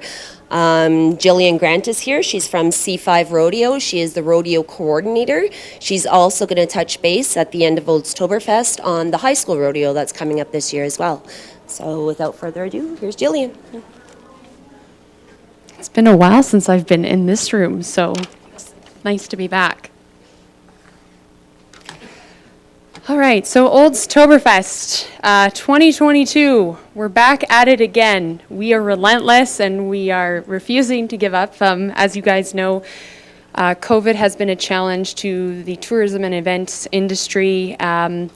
In 2021, there were some events that were lucky enough to happen in the summer period, and Oldstoberfest, we were had to make the call to cancel our event just less than 48 hours out. So it was a difficult decision. We knew it was the right one for the future and the longevity of the event and everyone involved. So, but again, we are determined to bring you Oldstoberfest, which will be taking place September 16th and 17th, 2022.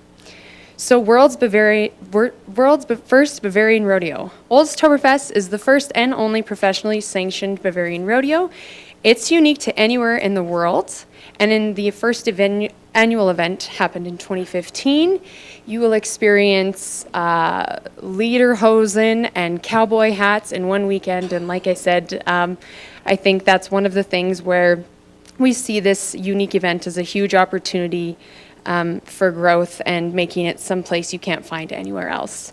Our Western Prairie heritage is combined with German tradition, giving incoming visitors and the Olds community a chance to celebrate our history in a new and innovative way. So this is a video.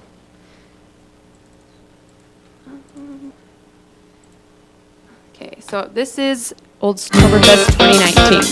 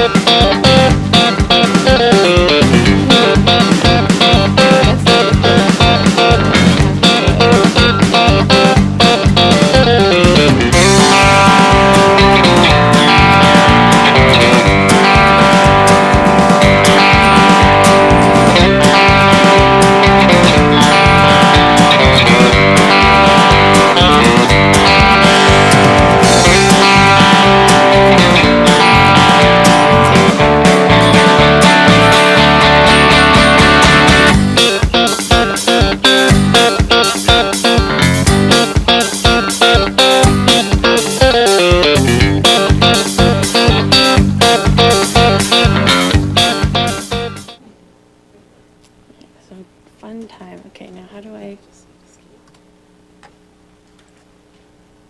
Okay. Oh, can I do this? There we go. Oh. Our why. So a few reasons why we've continued and with this event, our community, the engagement and support that we've received from the organizations involved in this community, and the relationships, of course, that we've been able to nurture. And of course, one of those being the town of Olds has been a huge part of that success, and the reinvestment has really helped us build the foundation to set us up for success. And so it's, like I said, we've just really appreciated all of the support, and that foundation has been built, and it's a huge reason why we continue to want to do this. Our passion, I'm going to just take a drink of water, don't mind me. I'm okay, I'm really okay. So our passion with C5 Rodeo, of course, world-class rodeo production. We put our all in ensuring that we can, for our production-wise, we are going above and beyond in everything. So we bring in a fellow named Rory Lemmel. He's one of the top shoot bosses in North America. The other one is known as Sean Davis, who's the guy that created the NFR in Vegas. So like I said, we're bringing in personnel to ensure that our rodeo is run quite well. And along with that, world-class rodeo stock and world-class competition. C5, in 2015, when I started out with them, they had about 10 events, 4 of them being a primary stock contractor. We've now grown to over 42 events. We actually provide stock for over a third of the pro rodeos in Canada, a quarter of the ones in Montana, and the demand worldwide for the quality of our rough stock. At this point this year, we're actually having to turn some of the bigger venues away even. So I hope that you guys understand that when you guys are seeing the bucking stock that's coming into the town of Olds and Oldstoberfest, you're seeing some of the top stock in the world, including one of those is Virgil. If you haven't Googled him or haven't heard of him, he's probably the most famous bucking horse out there right now, and we're really proud of him. And like I said, that goes into a part of our rodeo production as well. We're renowned for our rodeo production being innovative and new, and it's actually influenced a lot of rodeos in Canada that aren't even ours, including the Canadian Finals Rodeo. And again, we also are the primary contractor for Canadian Western Exhibition, and newly we'll be also doing the Edmonton Pro Rodeo. So like I said, you're really getting the best of the best in terms of quality of rodeo. Again, we want to continue to attract world-class competition, not only Canadian cowboys, but cowboys throughout North America. We are the same weekend as Pendleton, Oregon, which I'll actually talk about a little bit later in this presentation. But the airport actually is used quite a bit. The cowboys are going and chartering airlines between to make both because of the connection works quite well. So our goals are to continue the growth of the event to full potential, maximize tourism, and increase community activation, all working hand in hand. We want to see this grow as big as it can be. To achieve our vision, To achieve our vision, offer the community the largest, most entertaining professional rodeo, which will put Central Alberta on the world stage.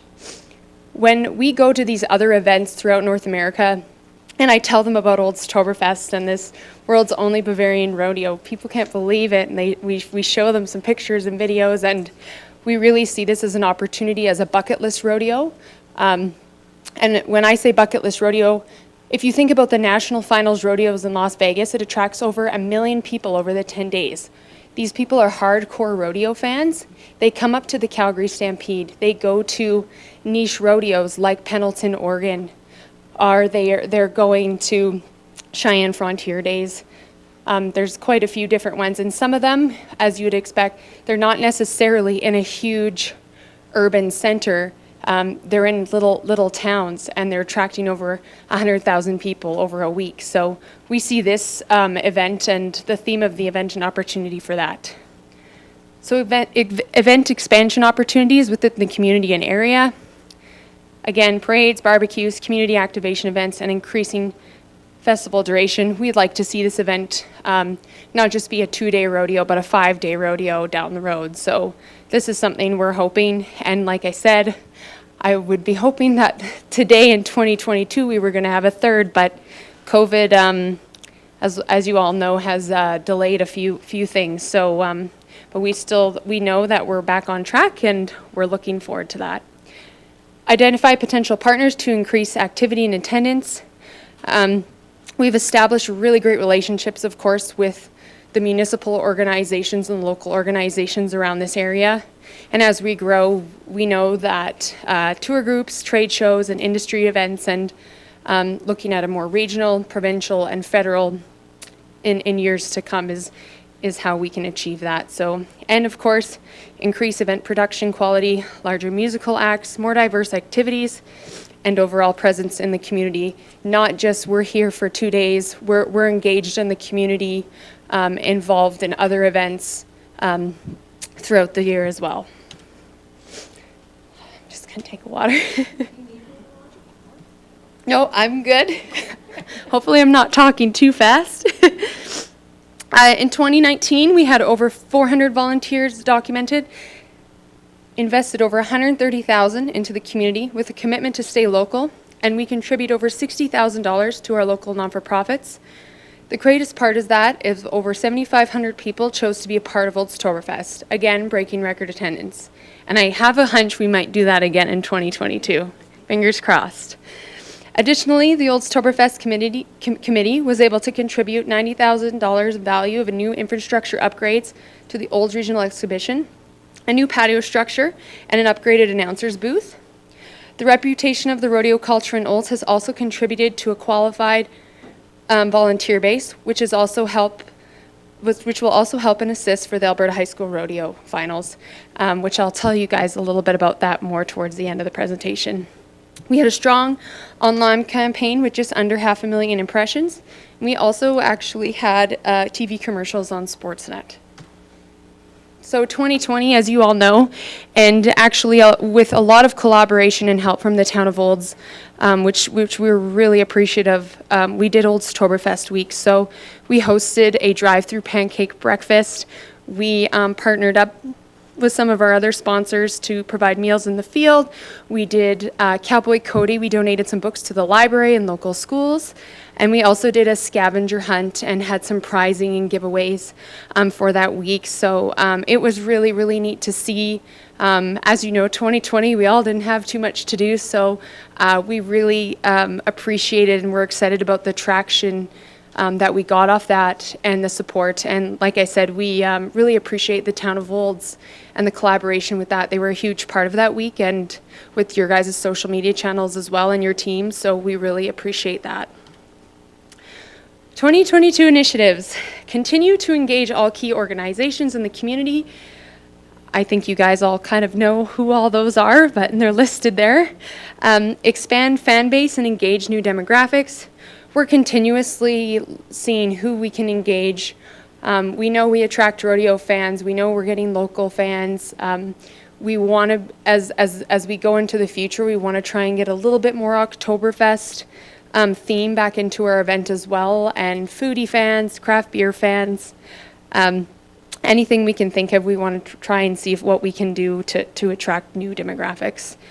Increase community activation, Bavarian Your Business. And in 2021, we still actually handed out the Bavarian Your Business Award, and we utilized the Town of Olds webpage, and you guys created a poll for us to help execute that, and that was also, again, greatly appreciated. And again, supporting local businesses, meals in the field, pancake breakfasts, and seeing what else we can do to activate the community and get engagement from other businesses. Promote and preserve our Western heritage and values by continuing to engage and promote our agricultural history. We're a rodeo, so we see this also as an opportunity when you're getting the urban community attending these events. This is also an opportunity for the agricultural community to showcase our culture and be able to get in touch and get real in front of these people and get that engagement, because as you know, as time goes on, sometimes there can be a little bit of a disconnect between the agriculture, the rural, and the urban community. So we see rodeo as an opportunity because we're also a little piece of entertainment there. How businesses get involved. So one of the things that we created in 2020, and we're also working on this as well, is I call it Paint the Town. When I was at Edmonton Tourism, part of my job was community activation, and so we created these Paint the Town packages. We did create one for Oldstoberfest week, and we will be creating one again and working with Uptown Olds,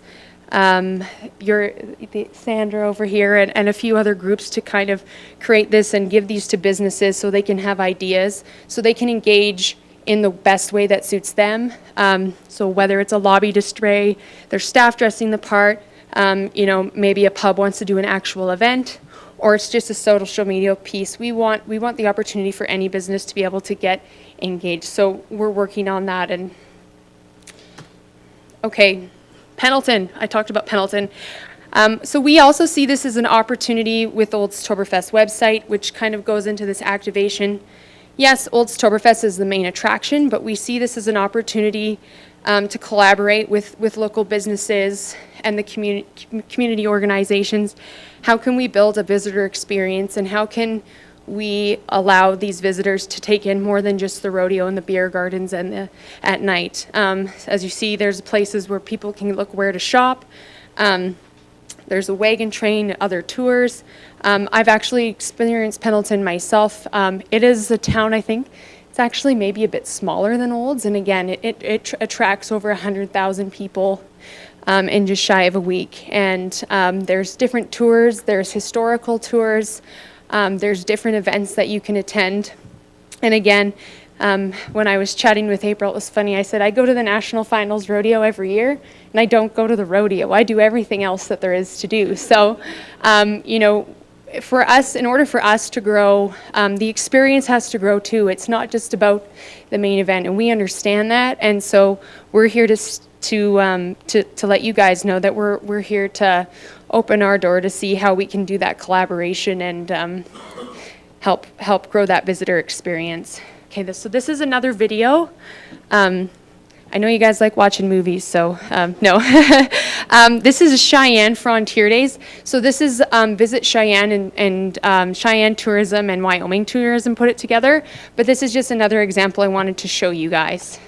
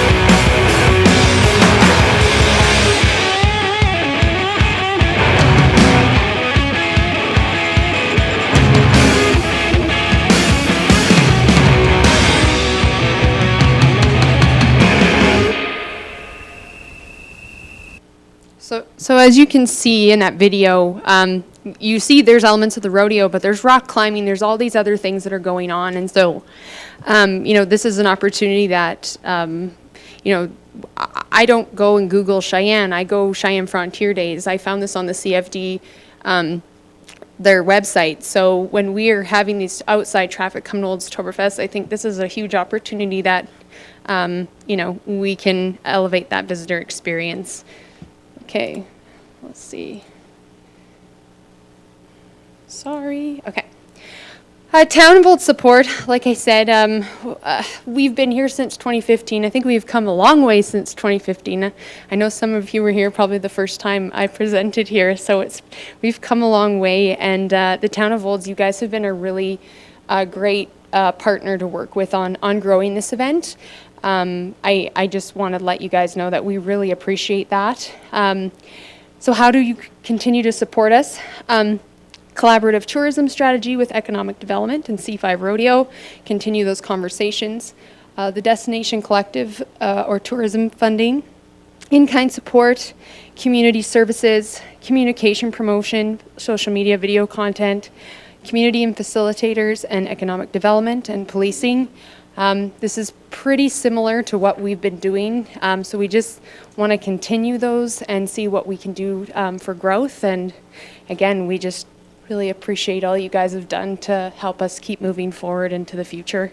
Like I said, 2020 was a little bit of well, 2020 and 21 were a bit of a rough year, but we're very, very optimistic about this year, and I think people are ready, really ready now for Oldstoberfest to hit back, and we love being a part of this community. So on behalf of C5 Rodeo and Oldstoberfest, thank you so much for your time today, and Thank you for putting up with my interruptions and my, conditions. So I'm going to be on maternity leave, but I will be at Oldstoberfest attending, and I'm going to try and watch, but I have a really good team of folks that are set up for this year who I'm sure you'll all get to know. So once again, thank you, and we'll be in touch. Oh yeah, I guess. Very good presentation, Jillian. Thank you. Mayor Dahl, you have questions. Wow, that was very well done. Now, in 2015, the Olds College and the Olds Regional Exhibition were quite involved as partners. Are they still on today? So we rent the facility from Olds Regional Exhibition. We do count them as a partner, but essentially we rent the facility from Olds Regional Exhibition. But they do allow us throughout the year to utilize their space for meetings if we need. And their team is involved in some of our committee meetings and the strategic planning on their part. So, but we do rent the facility. The Olds College, it's more of a, I would say they have a little bit more of a sponsorship piece, but we do buy the beer from the Olds College Brewery. They develop our program, which we donate to all the 4-H clubs. So they print and they design it for us, and then we just donate the fund, like the programs for the 4-H clubs to sell. And then as well, we donate funding to their clubs that come and volunteer. A huge part of our event is youth groups, volunteer organizations to be the feet on the ground. So we serve as one of the largest fundraisers for most volunteer organizations in the community over the 2 days.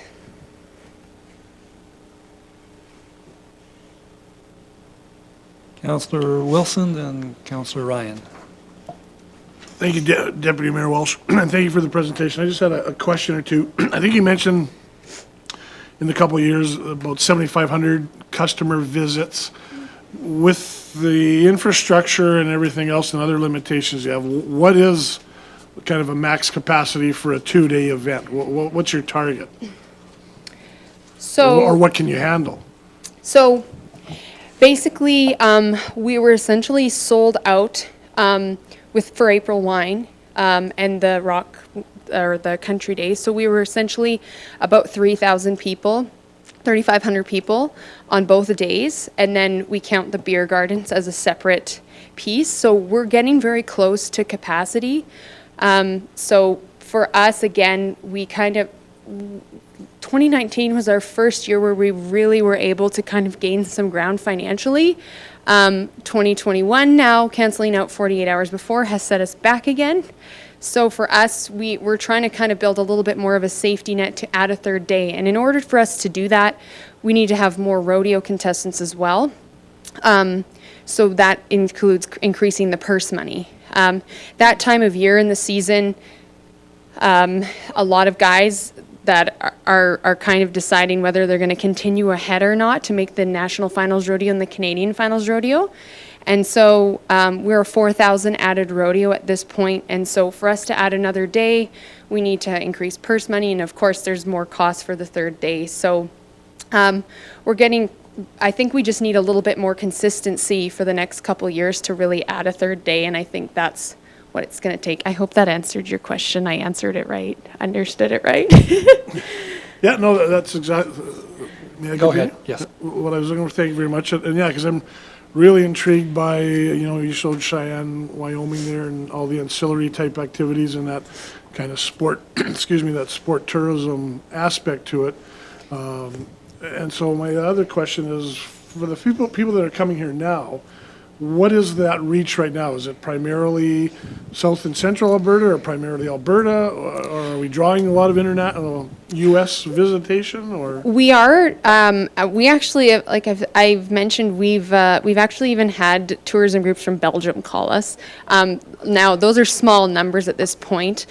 We are getting quite a lot of Calgary and Red Deer traction. So right now, mainly Central Alberta, but we are still getting about, I would say, a quarter or 30% are coming from over 2 or 3 hours away or out of province to Oldstoberfest. So again, as we continue to try and build that visitor experience, at this point, the rodeo starts at 6 o'clock. And so what are they going to do if we want them to come Friday and Saturday and potentially maybe 2 to 3 days, maybe they only take in the rodeo one day and there's this whole other experience. And that's something I think we understand that needs to happen if we want to kind of grow it to where we want to, so, and offer more things. Councillor Ryan and Director Wagstaff. Thank you, Deputy Mayor Walsh, and thank you very much, Jillian. Great presentation as always, and looking forward to 2022. I was so disappointed last year. Councillor Walsh and Councillor Blatz and I have all volunteered quite a lot at the Oldstoberfest in the past, and so seeing it coming back is really a great thing. So going forward, I would love to see your vision increase and have that additional event growth. I think there's a lot of opportunity here to create other things happening, and I know that you're restricted to the 2 days right now. But maybe there could be some more things happening even on the Friday, because the rodeo doesn't start till 6 on the Friday, I believe, right? Yeah, it starts at 6 both days, and I think, as you know, like, I think our goal this year is let's just get the event off. Let's just let it happen. Yeah. But and we know that this is going to, in order for this vision to come true, it's going to take time. We know it's not an overnight piece, but again, I think that this year we can really focus on a little bit more activation for sure, and other things. What are some other things that we can come up with throughout the community to happen, and more things to do, say on the Friday afternoon, come in early and do your shopping, and maybe there's some other offside things going on or some other tours on the Saturday before the rodeo, or in the past we've live streamed the rodeo. There's no reason why we can't have live streaming in some of the venues around the community as well. Maybe there's somebody's like, they don't have the heart to go down, but they're going to go to the pub and watch the rodeo. So there's some other ways that we can definitely work on to build that. Right, for sure. I do see the opportunity there to do something during the day, the hours before the rodeo, and even something minor can be happen maybe in this year's event, but you might be a little bit hard pressed to do that. I do have a question with regards to the numbers of people coming in.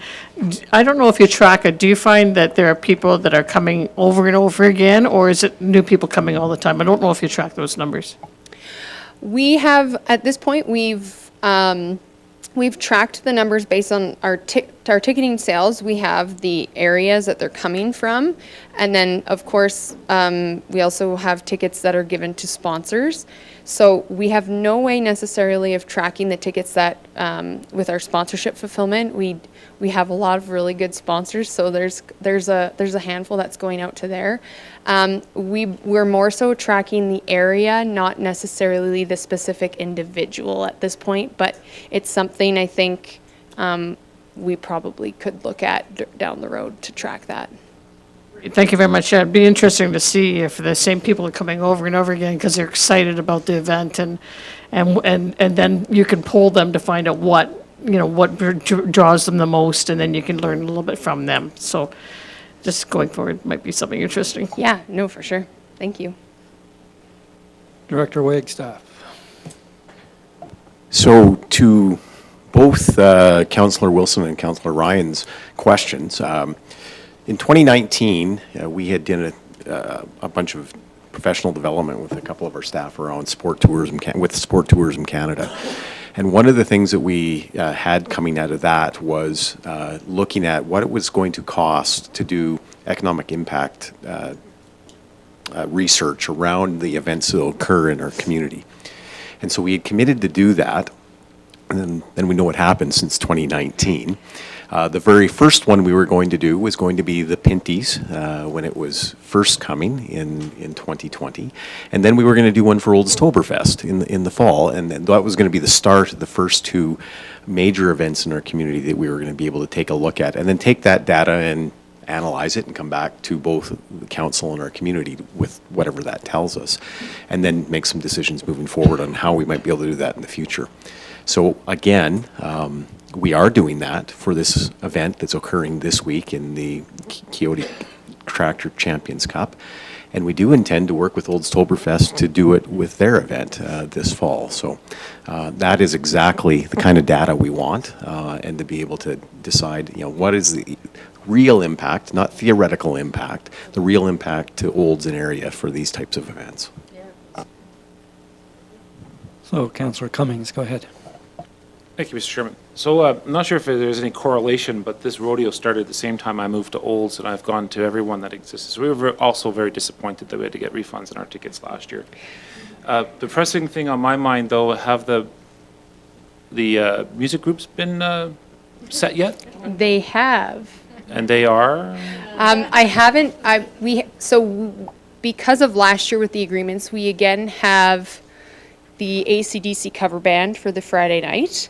I am waiting till about May 8th to announce our country, so it is a different country act this year. He's good. He's got a hit out right now, so it's good. We're excited. Yeah. Director Wagstaff.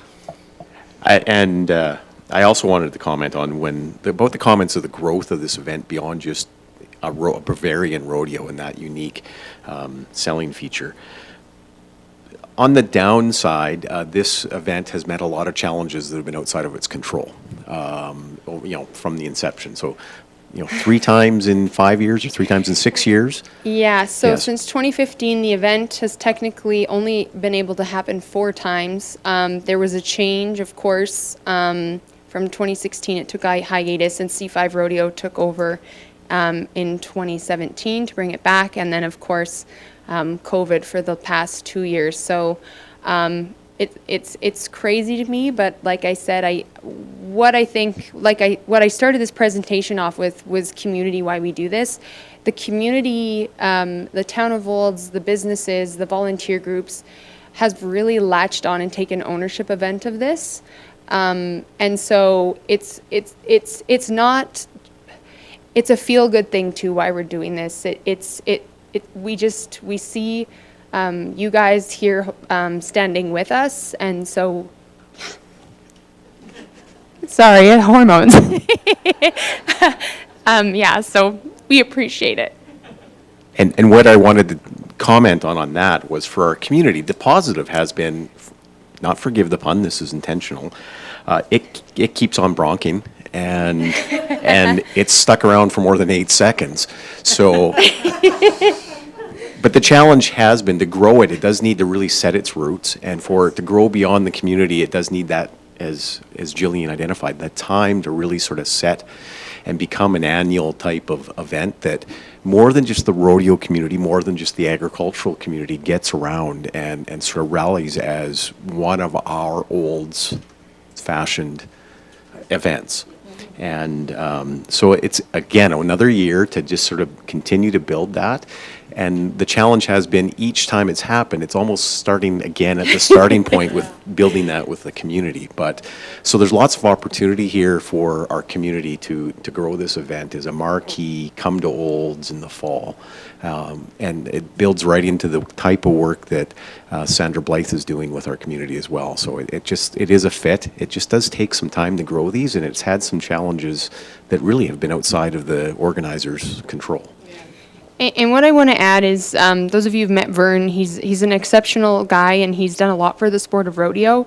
And because we work with so many events, throughout North America, we really feel that we do have an advantage in Olds to be able to offer insight, different communities and different insights, not only just what's happening here in Alberta, but throughout North America. So we can offer resources and different things to kind of help speed that growth, versus not. So.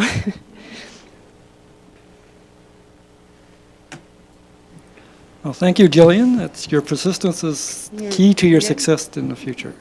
Thanks so much, you guys, for your time, and we'll see you at Oldstoberfest.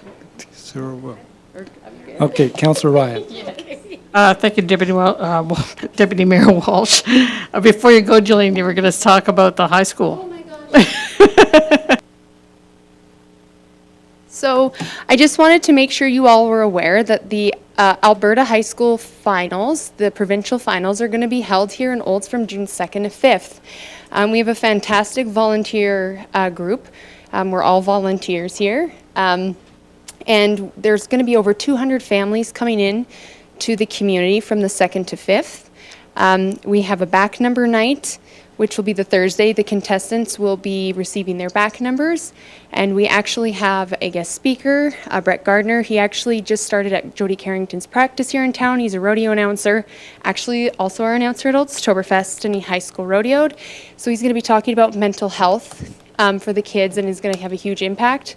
It's actually also the 50th anniversary of the High School Rodeo Association and the finals. So the Friday night, there will be an alumni event hosted on the Friday.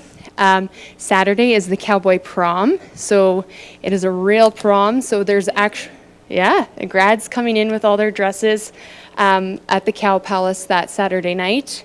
And then on the Sunday, there'll be the finals. So these kids are qualifying for the National High School Finals that are held in Gillette, Wyoming. The Alberta High School, or the National High School Rodeo Association is actually the largest one of the largest youth sport organizations in North America. I can't tell you the membership, but I know the province of Alberta, they have over 900 members. So, like I said, and they have a ton of scholarships given out. It's a huge scholarship program as well, not only at the provincial finals, but at the national high school finals. And it's a really great opportunity to bring agricultural youth into our community. So we hope to see if you guys, we'll be in touch, but I just wanted to let you guys know it's a great thing for the community, bringing these families in here for over the course of 4 days. We've actually talked with the Uptown Olds group a little bit too, just to give them a heads up. We worked with them a little bit last year, tried to drive some business in the community as well. So it's the last year that's going to be happening here at Olds, so we just want to make sure you guys know it's happening. Thanks, guys. Thank you. A motion to accept Jillian's presentation for information. Councillor Ryan was first off the blocks. Thank you very much, Deputy Mayor Walsh. I move that we accept the presentation from Jillian and C5 Rodeo with regards to the Oktoberfest for information. Thank you. All those in favor? That motion's carried. I'm going to call for about a 5-minute recess to give everybody an opportunity to refresh.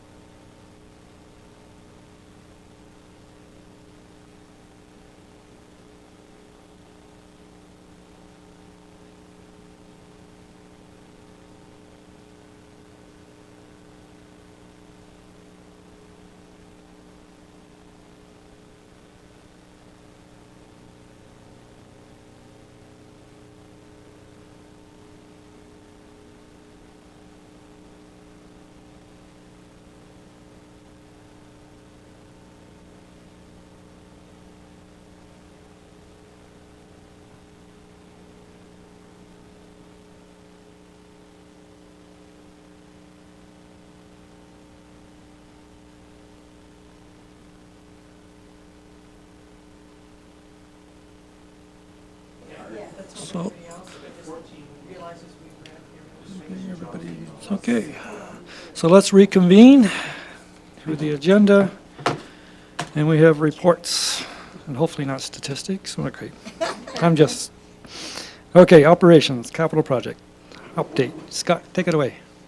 Okay, thank you. So just to talk a little bit about some of the operational items that are keeping us busy. We have completed our RFP for our sewer relining program.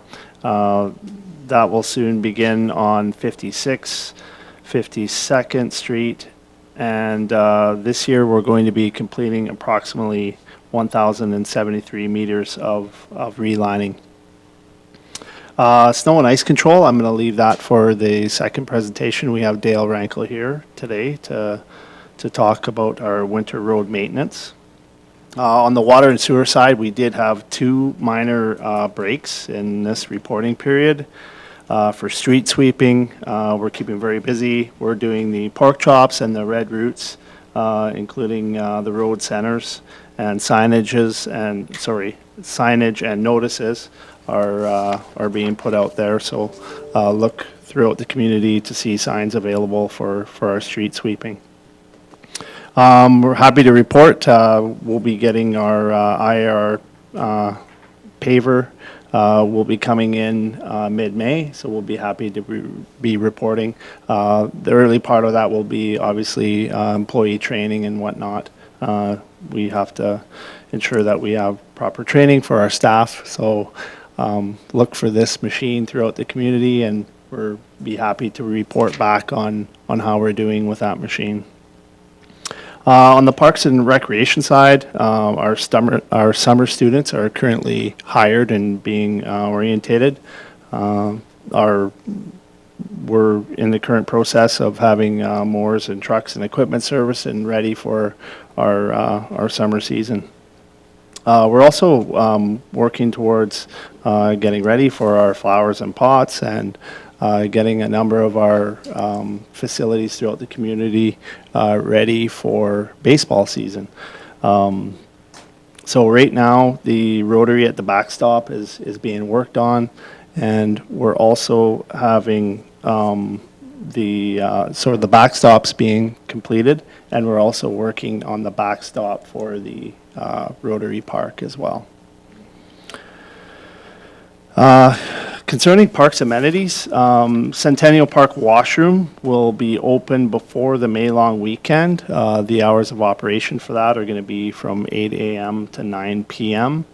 The porta potties will also be open before the May long weekend. Of note is some additional accessible porta potties. We'll be identifying other areas of opportunity for porta potties as they do arise, and we'll be completing an analysis of where we may need additional porta potties, and there for council's review. Just one thing to note, last year during our summer season, that with respect to porta potties, we had Dale identified some opportunities where we didn't have accessible porta potties.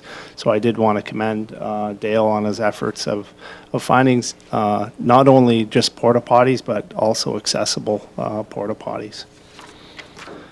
And that would be it for our operational update. I'll open it up for questions. Councillor Wilson, go ahead. Thank you, Deputy Mayor Walsh, and thank you, Director Greco, for that summary. I just had two questions, if I may. One concerning the RFP for the sewer relining. Can you just talk briefly to how that, excuse me, that process works? Do we give the prospective vendors the max amount, what we're looking to spend, or do they come back? And if they come back, are they under what we had budgeted in our budget, or? I can Okay. answer that as the purchasing process kind of runs through finance. So we outline, we have an idea of how much can be completed with the given budget dollars. So we put that in the RFP. And then we have provisional areas within there. So if they come in under budget, we're able to do more. These are the areas we'd like to do. but we don't give out our budget per se, we just give out how many meters that we want to do, and then those provisional added items. Right, and so far, the quotes relative to our budget are looking good. I know obviously the work has to be done and everything, but Well, it's been awarded, so that means it came in under budget, because otherwise we'd have to come back to council. There is a wide range of dollar values that came in, but the vendor we selected actually has done it the last couple years, and they did come in under budget. if I, Supplemental? thank you. Okay. It's not so. It is, it's always supplemental. It relates to the IR paver, and you talked about there'll be some metrics. So we will get, once everybody is trained up and rolling on, we will get some indication of, I don't know, the number of potholes filled, or the number of cubic meters of asphalt used, or whatever, hard mix, soft mix, cold mix. Yeah, and we do have Dale. I don't know if he wants to comment on that, but yeah, we will have to put together, a very thorough matrix so that we can keep track of, how much we can do. It is a very tedious process to keep track of all the labor and inputs, but we think we can do a really good job in keeping track of not only the cost, but the time and energy that's put into the IR paver. Councillor Blatz, you had a question. Thank you, Deputy Mayor Walsh. Through you then to Director Greco. So with our porta potties, refresh my memory, because now with the Centennial Park that we're going to have an outdoor arena, what are we going to do for bathroom facilities in the wintertime? Because I realize the porta potties are only open from mid-May to first part of October, and then they're closed down. So what are we going to do for that? Because we've had many requests for bathroom facilities, in and around that area or on some of our trails. So have we considered a solution for over the winter months? Not as of yet, but what we could do is look at a possible future solution at making that more of a long-term facility. I think it would be foreseeable that we could bring that forward and discuss that at service level review, because there would be additional costs in doing that. And it may require, or probably will require extra capital to put into that facility. That would be fine. I have no issues discussing it at service level as long as it's on somebody's radar, because I think it is very necessary to have a bathroom facility if we're going to have an outdoor arena. Councillor Ryan? Thank you, Deputy Mayor Walsh, and I do concur with Councillor Blatz with regards to what she had just raised. I would like to ask a question with regards to the IR paver.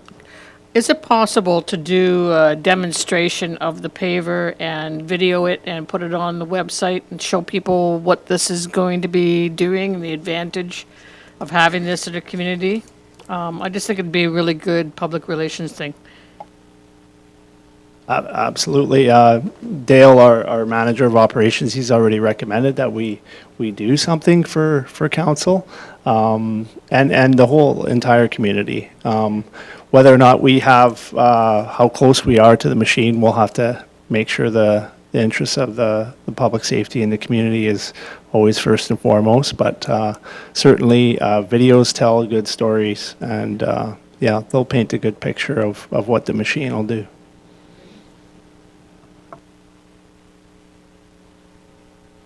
Not seeing any more questions? No. Okay. Councillor Ryan, go ahead. Thank you, Deputy Mayor Walsh. I just wanted to make sure other people had a chance to ask a question before I asked a second one. I would like to ask a question with regards to the backstops in the Rotary Park. Is the work that we're doing delaying use of the facility at all? And that includes the work at the dugout at the orange hedges as well? Or is it too early for the teams to be out there anyway? I don't think that the user groups are going as of yet. But what we are doing is, I believe Dale might be able to expand on this, but we're going to keep one diamond open for sure and focus on getting the one repaired, and then make sure that we have the other one available as well, right? I believe that's... More to it if you'd like. Yeah, absolutely. I'll have Dale come up. Just to let you know, as of last Thursday, we got the rotary backstops repairs underway. And the ones at the hedges it's pretty much almost complete. We're just actually doing the final touches and everything. So we've got that dugout completely done. We've been talking back and forth with the ball groups and communicating with, through our staff and the ball groups to keep them informed of how quick we can get on. One of the saving graces is with that extra snow and things that we had, that set the fields back quite a bit. So it actually, nature did buy us some time. Okay? Great news. Thank you very much. Councillor Wilson, go ahead. Thank you, Deputy Mayor Walsh. Just a quick question for Director Greco. It's not in the report, but any updates on the water and wastewater studies, or those are just proceeding and underway, and as information becomes available, it'll be released? I believe we'll be updating in June, as per Sheena, I believe. So Councillor Wilson's talking about the water and wastewater studies that WSP Oh, I is doing. see. Yeah, so Yeah. we'll bring them to council once they're complete. Yeah, sorry. Those meetings will continue over the course of time. So I believe Dale and myself will have 8 meetings in accordance with both the SANI and the wastewater. Yeah. Any more questions for Director Greco on this topic? Not seeing any, I'll ask for a motion for the operations capital project update. Councillor Platts. Thank you, Deputy Mayor Walsh. I move that we accept the Operations and Capital Project monthly update as presented for information. Thank you. All in favor? That is carried. Moving on to the Winter Road Maintenance Annual Report.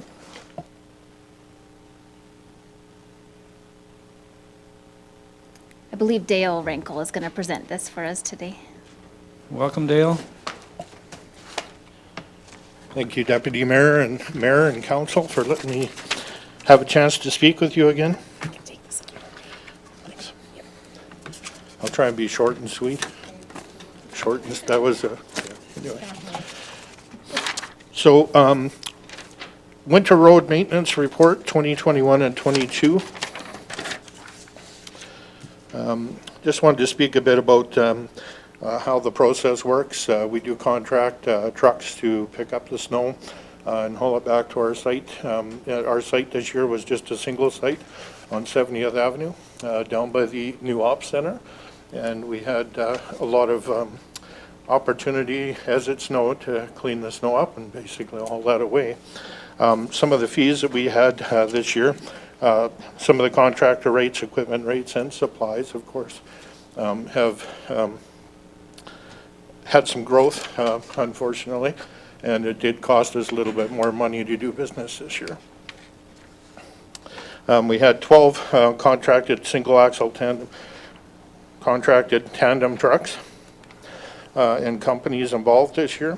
Approximately 1,082.5 hours that we used the contracted services.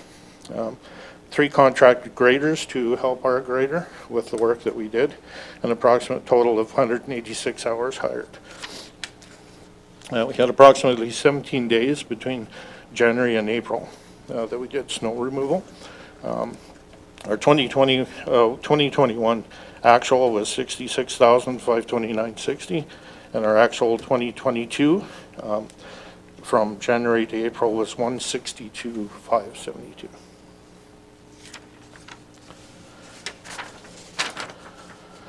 Granular supplies, road salt, winter sand, fluctuates a little bit depending on what type of snow, how much ice, how much black ice and things we have. Won't go over the totals, but they kind of speak for themselves. We did this year use quite a bit less material. We did have to do more snow clearing. Operations, employee tasks. So we do basically red routes first within the town. There's also a little section called purple routes, and we go through all of that. We have a fair bit of equipment here that we utilize for all of this, everything from our backhoes, skid steers, right through to our graders and loaders.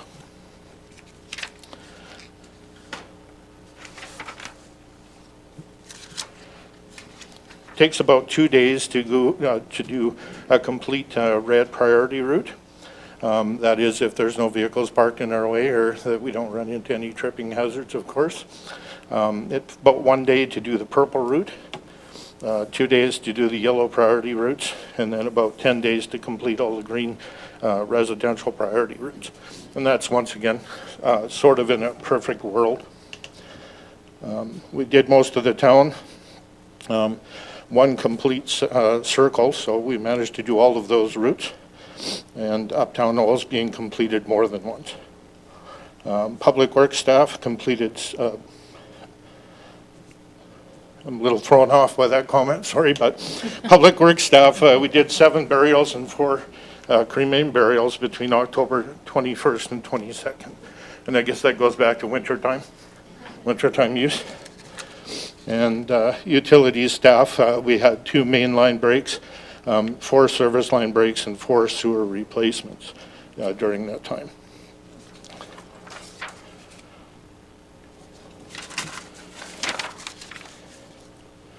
The snow dump, like I said, was basically at 70th Avenue this year. We are looking at possibility of alternative sites for this year as well to get ready for next season.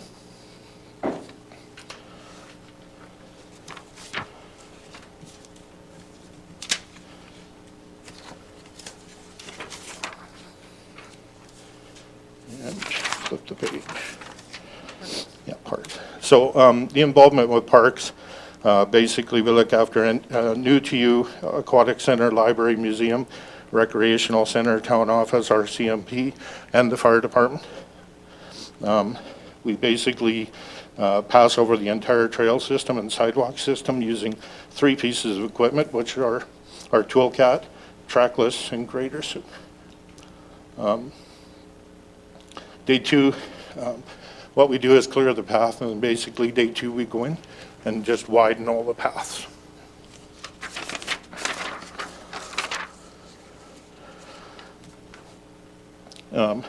We also clear the cemetery. We do that as often as needed, but 3 times during the winter. 2 niche interments we did as well, and then the dog park as well.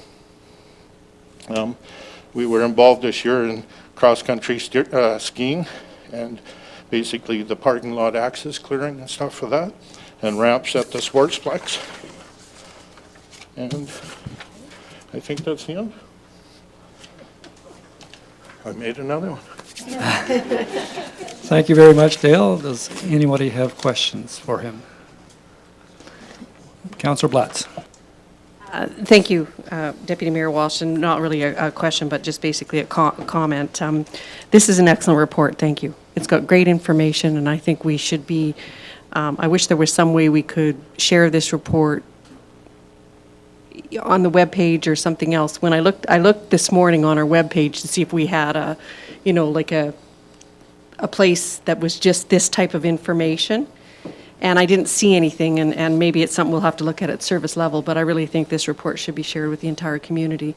In particular, when you look at how much time it takes for snow removal, I think people need to be aware of what it does and the good job that you do when you get it done. But I really think this is valuable information our entire community should be aware of. And I want to thank you for this good report. Thank you.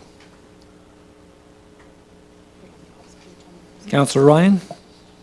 Thank you, Deputy Mayor Walsh. I have a question with regards to the snow dump. So I know there has been talk about looking for an alternative site for the snow dump in the last couple of years. But I'm just wondering why we are not charging for snow removal companies that are outside of our area that are coming in and dumping stuff into our snow dump. Why we're not charging any fee for that?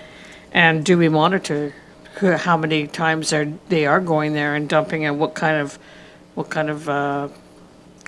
they are dumping? Because I know that they're in your report that you do have, knowing that what's being dumped there is a challenge, and wonder if there's any way of monitoring that to see what they're dumping, if they're dumping something other than snow. I know that in the past we've heard that there's been other things dumped there, and it's been a problem cleaning all that up.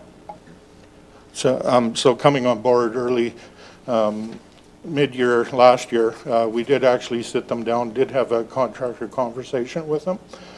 Told them that we weren't going to tolerate that and that it was not going to be acceptable for this year. In our meeting, we basically had an agree that they, they were going to make sure they knew exactly what was going in there, and it was snow. It was actually really good this year. We didn't have any issues. And as far as charging for it, that's something other communities, I believe, do. I'm going to look into that and see if that's something we want to do. Certainly it would offset costs, and I'm glad to hear that you had that conversation, so thank you. Councillor Wilson. Thank you, Deputy Mayor Walsh, and thanks for the report. I just had a question or two, all connected.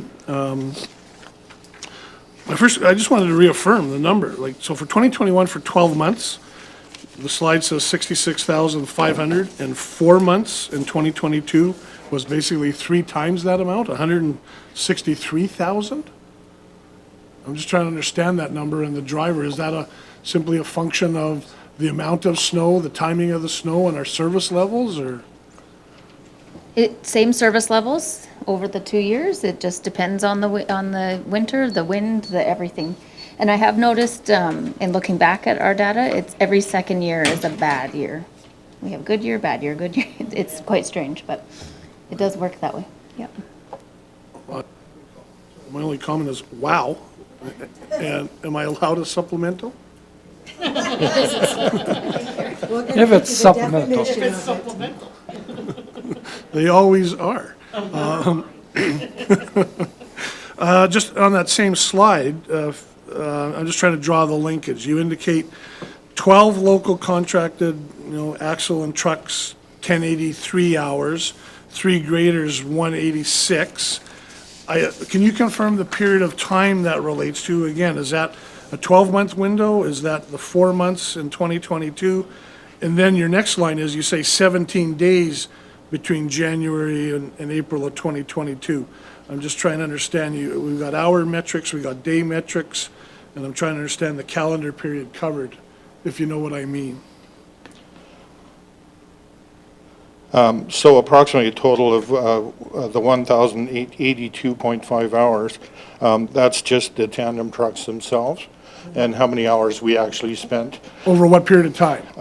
Actually, it's a good question. I'm going to have to come back and give you the exact of that. I honestly can't remember if we put that in as a total, forgive me, but I can't remember if that was a total for the whole winter or if that was actually for 2022. So Yeah. I can bring that back and let you know. Yeah, I'm just curious, and then, thank you for that, Dale, and then just a question around the 17 days.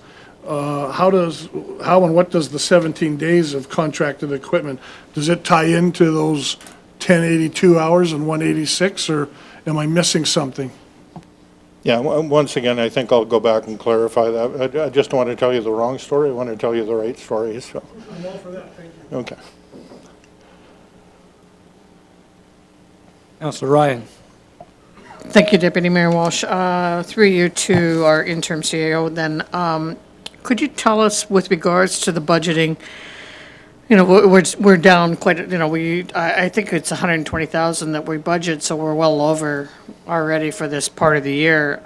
But the year before, we were well under. So how do we balance that when you say when you're up, when you're down? We don't have a reserve for this, but do you or do we have a reserve? Okay.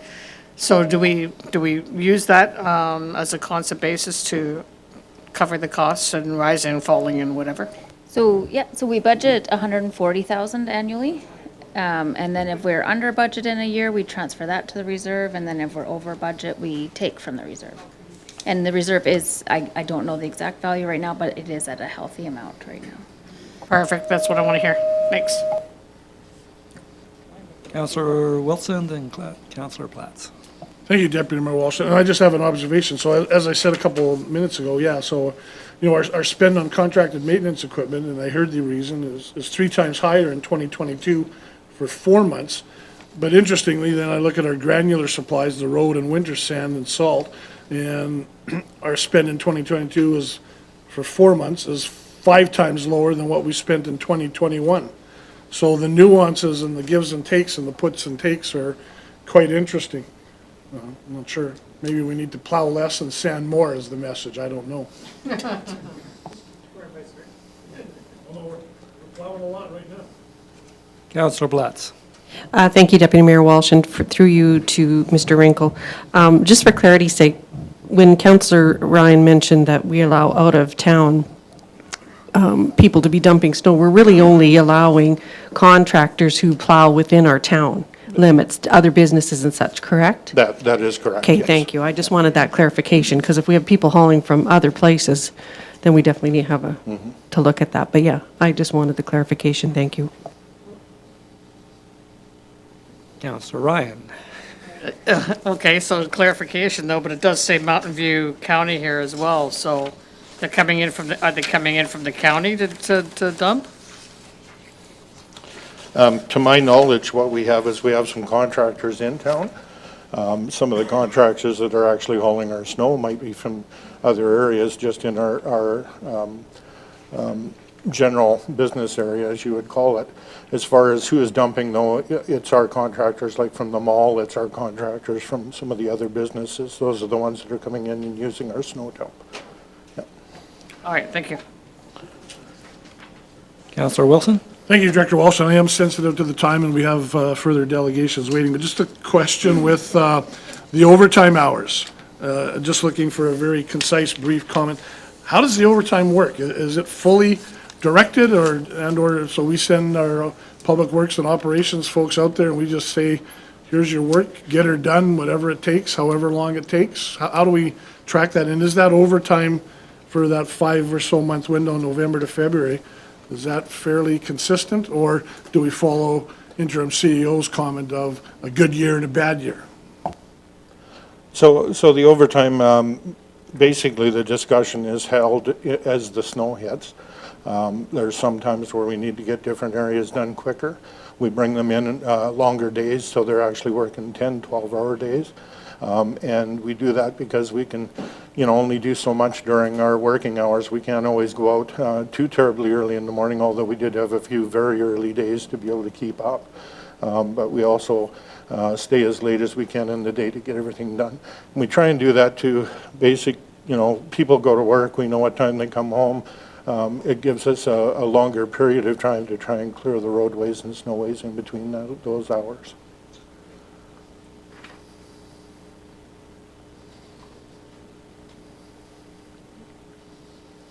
I don't see any more questions, so thank you, Dale, for this report. Very well done. Thank you. Motion to adopt the information. Mayor Dahl. Yes, thank you. I so move the winter road maintenance summary as presented for information. Those in favor? Motion's carried. Okay, moving on. Next report, economic development.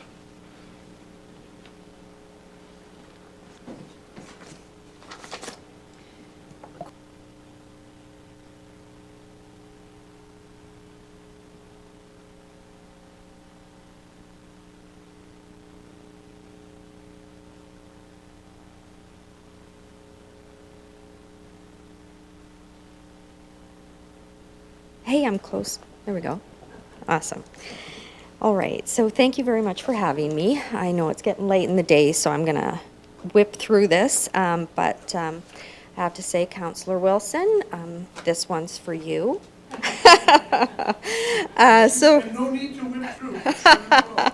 Anyway, so this presentation's where, we've seen the outline of the framework. We kind of know where economic development's going, so we all have a good feel of that. So now I'm jumping into more of the performance side of things. And of course, I can adjust things going forward, but I know Councillor Wilson likes numbers. So I've got the numbers today, but I know some of us are also a little bit more visual people, like a little bit more of a story, a little more jazzy stuff. So I can make adjustments as we go. Anyways, so of course this report, oops, how do I flip through? Maybe I do need your help. Just click. Just up the screen down. Left side. Oh, I've never used this. Okay. There. Right? All right. Okay, so of course, this we've all seen. These are the 3 areas of focus for economic development: business retention expansion, business attraction, and business creation. So that is always the focus of our slides. So starting with business retention and expansion, of course, there's 2 key factors here in this approach. One is implementing an economic planning and action system, and one is assessing and affecting the economic foundation, as well as assessing our economic engines. Okay. Oops. Down. All right, so with that said, the first step of the economic planning and action system is the mobilization phase, and that's where we are right now in the formation of an economic strategy. So, by the numbers, as we discussed in the budget, what was approved was to move the economic strategy funding into 2023, which would allow us time to mobilize the community and area and get more folks engaged in that economic strategy, building an understanding around that what that would be, and potentially getting some sponsorship support around that strategy. Okay, so where are we at with that? So I've talked the last report about where we are as far as building that database of people. So Councillor Wilson, you were looking for numbers around where are we at with that. So we've identified about 38 key subject matter experts in the community. So it's a draft document right now, but of those, I've met with 10 of the Economic Foundation people as well as 3 industry people. Those that are confirmed in these areas to participate in the economic strategy, we have 8, as well as 1 industry person has committed. So pending confirmation, there's 4.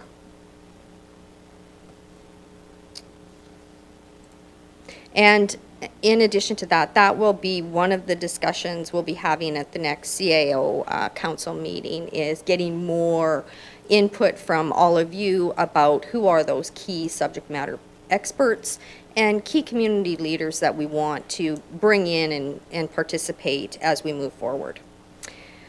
In addition to business retention and expansion, I have engaged with, what's our total down there?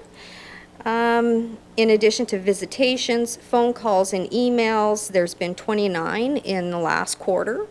7 visits, 16 calls and emails, and of those, 6 are live active files right now. So what that means by live active files, that means we have correspondence going back and forth, or information is pending. There are things to act on with these files.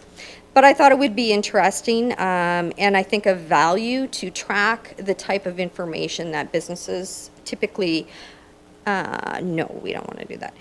That businesses are looking for at the local level. So these visitations and calls and whatnot are just beginning in Q1. So of those, right now, it's all been about selling businesses and succession planning. And that's simply because the email that went out to businesses was about who's looking to sell their business, which then, as I mentioned, spurred other dialogue on some of the other information that they would be looking for. So one is looking at starting a business, business planning, financial and legal advisement, workforce development, and marketing. Now, as we go through in the year, we'll start to see what are the things that local businesses are looking for, and that might help direct us in the future as far as the services that we would be looking for from my office. Okay? Business attraction. So 2 critical pieces here. It starts with investment readiness, which is all about laying a proper foundation for effective attraction of investment to the community and area. So, on the investment readiness side, last report I talked about how we formed the technical readiness team and identified 8 critical areas, priorities that we need to start trying to affect change in.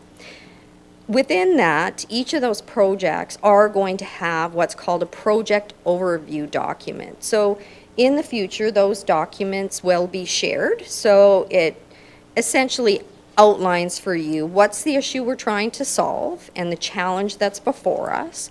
What have we identified as a potential solution, and what will be our approach to start addressing that challenge? So sitting here today, we have one approved, and on your right-hand side, projects that are active are 10 right now for the technical readiness team, and 2 projects have been completed since we've started advancing some of these projects.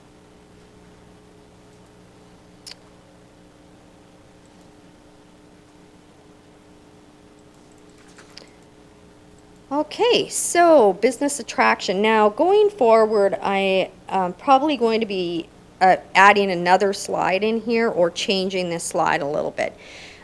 Because one of the projects under investment readiness is identifying a process for investor understanding about how to invest in the community and what's involved. Sometimes you have investors that, well, I would say all investors. Each municipality sometimes has a different process. Timelines take a lot longer in larger centers. And what this does is it outlines and creates clarity with the investor about what's needed from our end, what we're looking for from their end, and how and where we can lend assistance. So I thought here today, this is a general outline of some of the industries that we currently have in what I call our sales pipeline. We're looking at a CapEx of about $359.2 million in total project valuations. It should be noted that not all projects, when they come in and we start identifying them as an active lead, necessarily outline the investment that they're looking at. But I thought it would be important for you to see the various industries that we're looking at and what the valuation is of those. I've also incorporated in here in the white line at the very bottom the Alberta Advantage Immigration Program. So this is the program that James, Cape, and Councillor Wilson have been very much cheerleading. So far we have 19 entrepreneurs in the pipeline. And we're just they're not quite active leads yet. And with that, actually today, we have 2 investors, not in the immigration program, but they did come from the meeting with the Mexican delegation. That was, I think, about 2 months ago now. Yeah, so 2 potential site visits this weekend. So hopefully those land and we'll see what happens. So those are very active files right now. Business creation, this is all about the entrepreneurship side of things. And under this area, I did help one business person looking at developing a business of her own. Did a bit of an interview with her. But right now, we'll be looking at that business development coordinator position to outline what that service exactly is going to look like and to be able to be positioned to provide those services to the entrepreneur. Not a lot of action on that front right now. And then I thought it would be good to provide you an outline on the various organizations, meetings, and events that have been underway in Q1. So ultimately, we've got about 20 in stakeholder engagements, I would call them. You can see in here where those are with, from both a local, regional, provincial, as well as federal level. Yeah.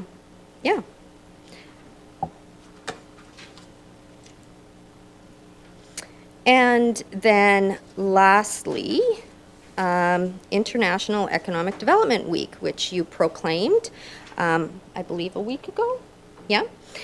So that is May 9th to the 13th. So we are planning a media scrum event on Monday at 11 here in council chambers, and hopefully all of you can be there.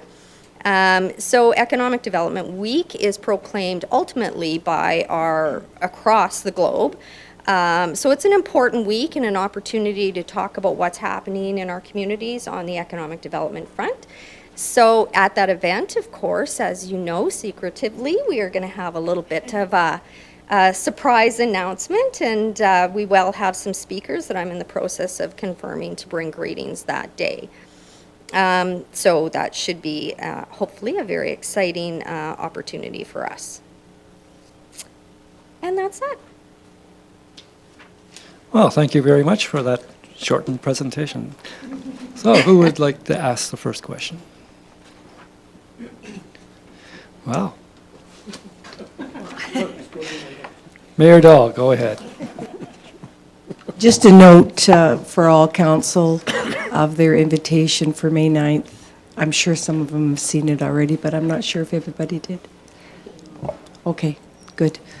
And another note that you had mentioned, I was trying to remember, there was an activity on the weekend while we were having the Coyote Curling Championships, and you just noted to me there was the tour of the two possibilities of the Mexican leads. And wow, if that won't sell them on the Town of Olds, I don't know what will. It'll be busy. Yeah.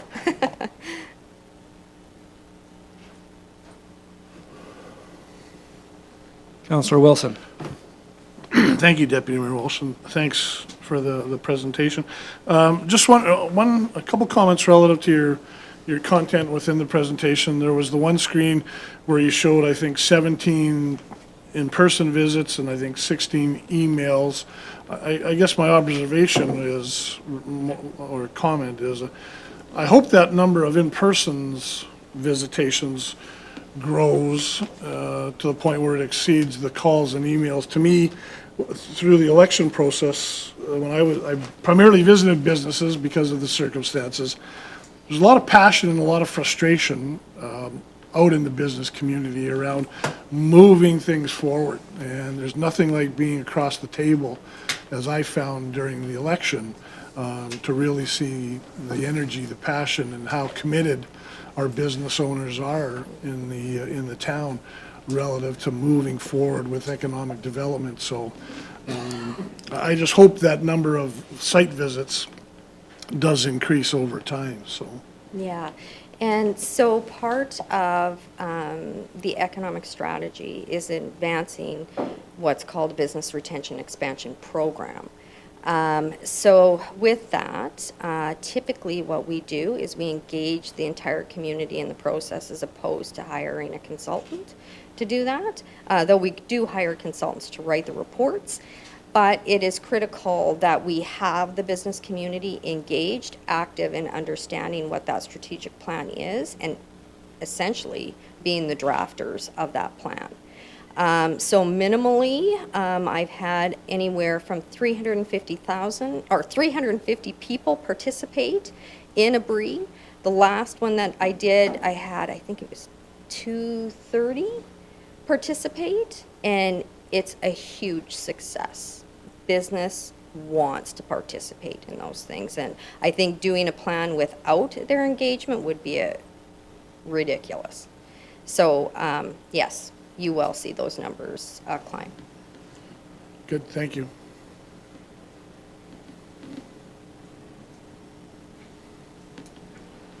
Supplemental? Definitely. Okay. Just wondering, so what can we expect over I'm not sure, this is a quarterly update, correct, interim CEO? Correct. So for the next update, kind of what's your project plan look like over the coming 3 to 5 to 6 months? And is there anything you can share? You mentioned site visits and you've got a few of the service requests. I'm just thinking relative to your earlier presentations around clusters and inputs and everything. Is there anything you can share there as to how that development is going? So kind of two things. One is, what can we expect in the coming 3, 4, 5, 6 months? And then any thoughts, comments on clusters and work and inputs? Yeah. And so I guess on the cluster side of things, so the initial discussions that I have had with some of the industry people. So when I say economic drivers, that means people that are exporting goods out of the area. So I actually stumbled upon 3 that weren't even on the original list. They are looking at selling, however, but there are huge growth opportunities. So these are businesses that are at the tail end of the business cycle, but there are tremendous growth opportunities in all 3 of these businesses. But with that, having those discussions, one, they are very interested in participating in the strategy. I give them a general overview of what that will be, and indicate that any strategy that has value, business will see relevance in investing in that strategy. Giving them a general outline of what that is, they are in. So from the analysis side of things, when we look at cluster development, that's going to be part of the economic strategy. But in discussing with businesses, I am getting a thumbs up, as well as compiling a list of supply chain information. I have a questionnaire that I give them, which is about 20-some questions, I believe. And what that questionnaire tells me today is what their markets are, where they're dealing, what are their, do they have a home office here or where their home office is? What are our competitive advantages compared to their competitive disadvantages? And is there an opportunity in there? So there's a whole gamut of questions that I try to learn about that industry, because that's where the opportunity is going to be. So that is preliminary to actually doing the strategy. So when we actually get into developing that strategy, we're already going to have a ton of information. We're going to know what suppliers need to be participating. Yeah. So I'm pulling as much information before we get to the strategy. So I'll be able to share that with you down the road within 6 months. Now, the other things that we're working on, or that I'm presently working on, of course, is the hiring of a business development coordinator. And then some of the things we're going to talk about on Monday when we do the announcement. So it's getting those foundational pieces in place, so we can start to really get out and promote ourselves globally.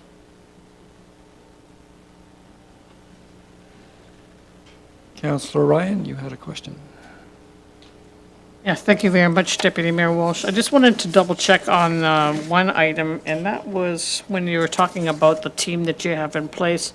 Are you, obviously you're looking at ways of advancing, but are we also looking at ways of areas that we need to improve? Like, are there areas that you're identifying that say there's a gap and we need to fill that gap, whether it's land or whatever, for businesses in order for businesses to be attracted here? Mm-hmm. Yes, so that is step 2 to the technical readiness team. And that is what we'll call DIRT, Development Investment Readiness Team. So that's the external people. But already, obviously things are coming up as far as power. We need to address that, how we're marketing ourselves on the global stage. So there are things that are naturally coming to the surface. But yeah, so right now, what you're seeing here as priorities are internal things we need to change.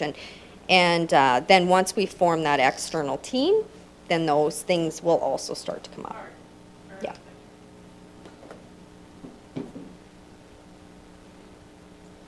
Not seeing anything else. Thank you very much, Sandra, for your presentation. Okay, thank you.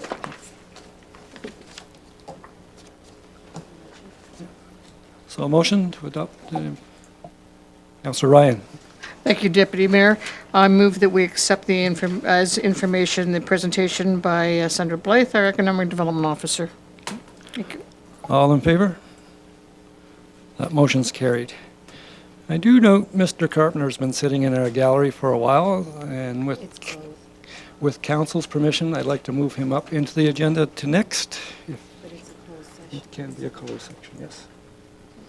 So that means we'll be going into closed session.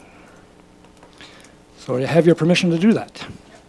I have consensus. Great, thank you. So this meeting will be going into a closed session under FOIP Section 16 and 25 to have discussions with Central Alberta Economic Partnership. And for those of you joining us via live streaming, the meeting stream will be replaced by a graphic and music will play. When the music stops, the meeting is reconvening. If you choose to shut down your live stream, watch the Town of Old's social media feeds where the convening time will be posted. The social media feeds can be found at the bottom of the homepage of the Town of Old's website. So a motion to go into closed. I'm gonna, I was gonna say, any director who doesn't want to be here, they can make a mad dash for the door, but I'll leave this up to our interim CAO to call who she wants to keep. No, we don't give them that option, Deputy. I would like the entire executive team to stay as well as Sandra Blythe. Thank you for that. So a motion to go into closed. 4:14. Yes, I think our legislative clerk could stay. Yeah. Unless she wants a break. Well, unless she wants a break. Sorry, Marcy.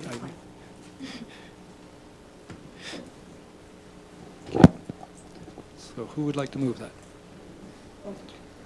Councillor Wilson. Thank you, Deputy Mayor Walsh. I would move that council go into a closed session under FOIP Section 16, disclosure harmful to business interests of a third party, and FOIP Section 25, disclosure harmful to economic and other interests of the public body. The subject matter to be Central Alberta Economic Partnership Business Representative verbal update with council and the entire executive team and the legislative clerk remaining in attendance. And the economic development officer. Apologies. Thank you. All in favor?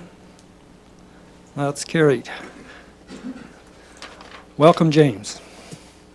Thank you, sir. Hello, everyone. Am I good to go? Are we in closed, Marcy? Can you confirm that?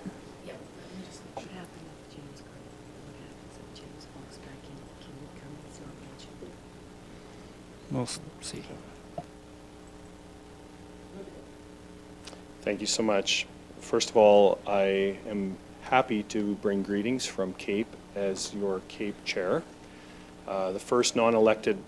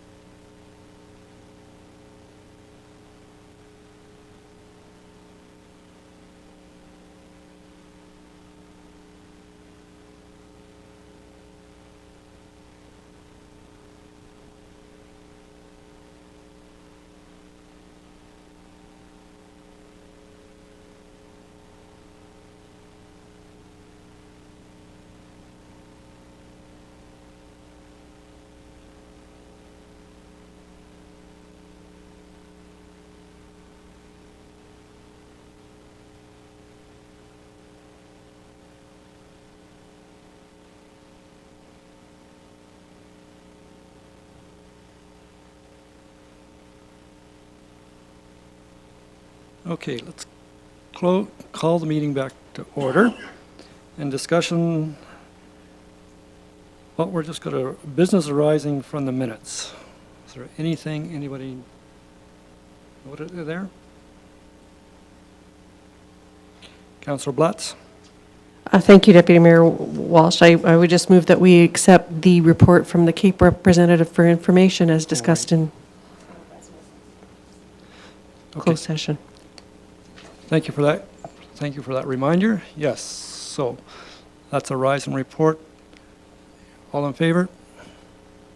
That motion's carried. Now we can jump into business arising from the minutes. Nope. Nothing in the bylaws. So we're going to move down to new business. And the suggestion is that Bergen Rocks can be accepted as information as is. Council's had a fairly long discussion around this already. I'll just ask Director Wagstaff if, I know you weren't here, but. Yeah, we can bring this to the meeting on Monday for a request for decision. Okay, thank you for that. Okay. A few questions. Okay, so we'll just accept Bergen Rocks for information. Who would like to make that motion? Councillor Ryan, go ahead. Thank you, Deputy Mayor Walsh. I move that we accept for information the, I guess, presentation as is a part of our agenda package on the sculpture pathway. Okay, thank you. All in favor? That's, I trust you guys. you read it. That's all we did. Okay, the Summer Legacy Fund, that will be coming back to the next council meeting. Who's going to present that? Director Wagstaff, are you presenting this one? I can, yes. I let Michelle head home.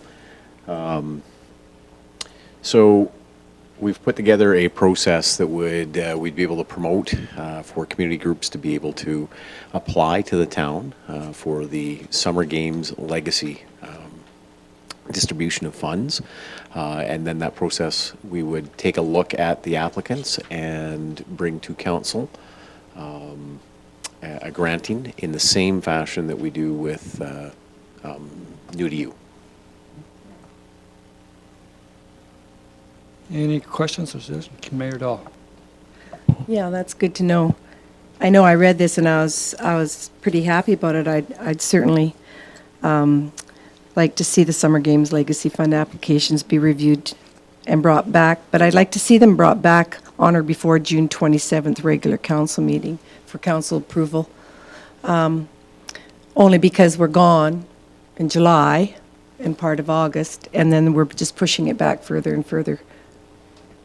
That's what I was going to put that on the floor as a motion, but I wanted to hear what council had to say. Okay, thank you for that. Any? Yeah.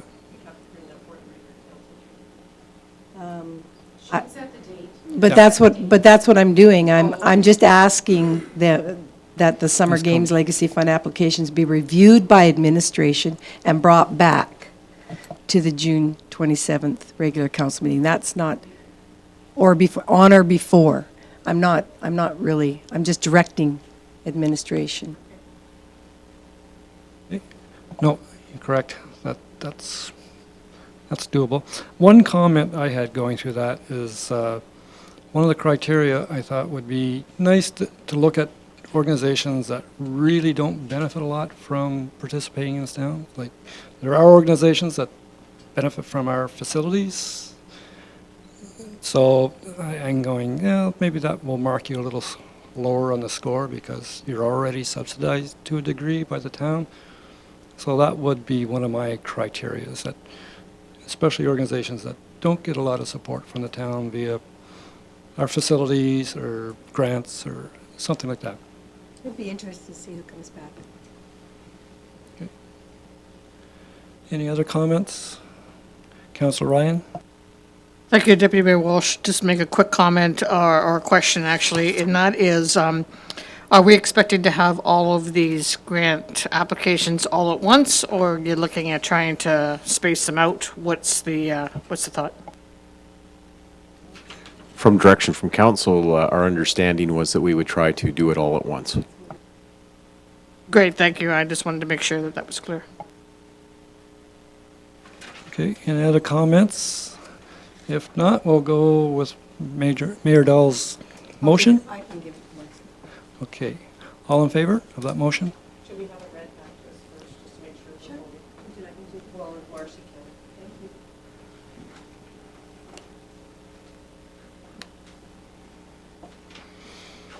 you. The motion is by Mayor Dahl that she moves the Summer Game Legacy Fund applications be reviewed by administration and brought back on or before June 27th, regular council meeting for council approval. Good. Can we vote on that? All in favor? That motion's carried. Thank you. Okay. I think we got a quorum. Yeah, we still have quorum. Moving on to 7C, 2023 capital budget. Our interim CAO, how would you like to deal with that? Thank you. So as promised, the 2023 capital budget is being brought back today. There are only 4 items on here today. As we had promised, we would narrow it down to items that are experiencing supply chain issues and need to be purchased and are reserved prior to December. And so I'll just quickly run through. So we have, this would be year 3 of the HVAC replacement at the RCMP for $15,000. 610 command vehicle, this is the fire chief's truck. It had been pushed off in previous years, and so we're bringing it now for replacement. Our half-ton replacement program, this you see annually, we're bringing at $50,000. As we all know, vehicle prices have increased lately. And then, of course, our municipal improvement program, we see benefit in getting these tenders out early. That way we can secure our contractors prior to other municipalities. And I will just open that up to questions.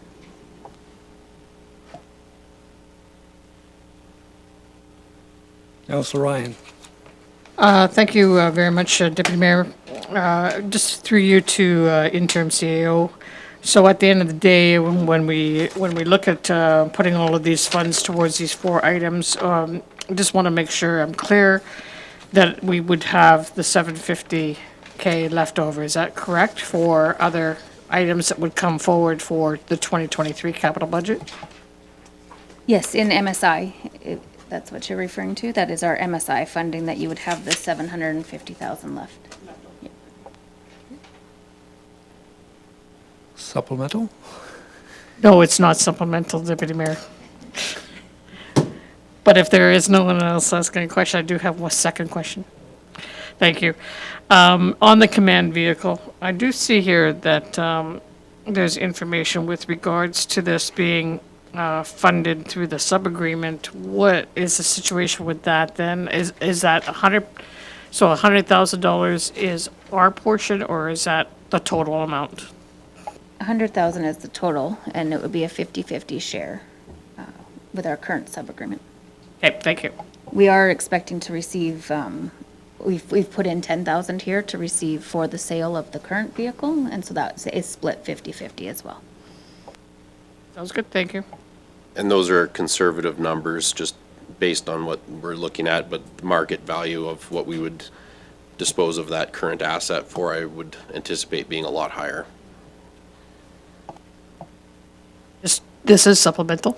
So just going along that, for the sale, would you strip everything off of that, or would you sell it as is then? There's a higher potential of residual value selling it as a fire unit as opposed to stripping it down to sell it as just a pickup truck, yes. Okay, thank you.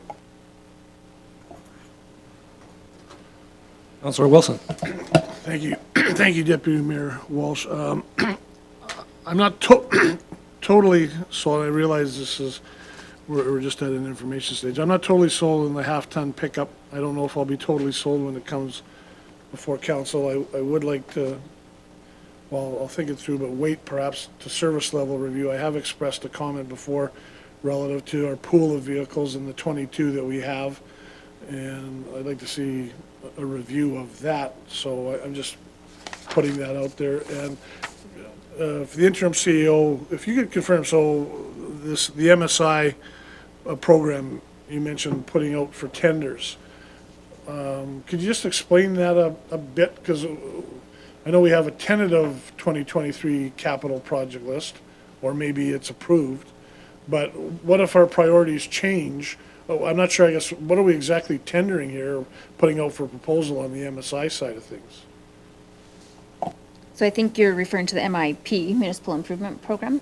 Sure, yes. Yep. And so at this point, we do not have our CET right now, so they have not identified those priorities, but we do want to earmark this money for that. The tender process would normally begin once our 2022 program is winding down. So October, November would be when they would start the tendering process, still before that December approval, when we normally would do our capital. Right, so we're not tendering anything now or in the next couple months on the MIP? Yeah. Correct.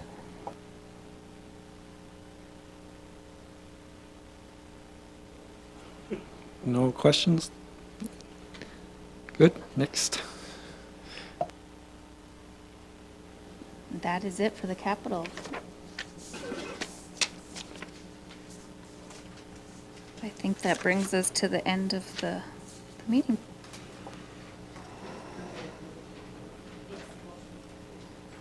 Okay, yeah, a motion to approve. Councillor Blatz? Thank you, Deputy Mayor Walsh. I move that we accept the 2023 capital budget for information and have administration bring it back to the 2023 capital budget to the May 9th regular council meeting. Okay, thank you for that. All in favor? That's carried. Motion to adjourn. Mayor Dahl? So move to adjourn the regular council meeting at 5:22 PM. Thank you. All in favor? Thank you.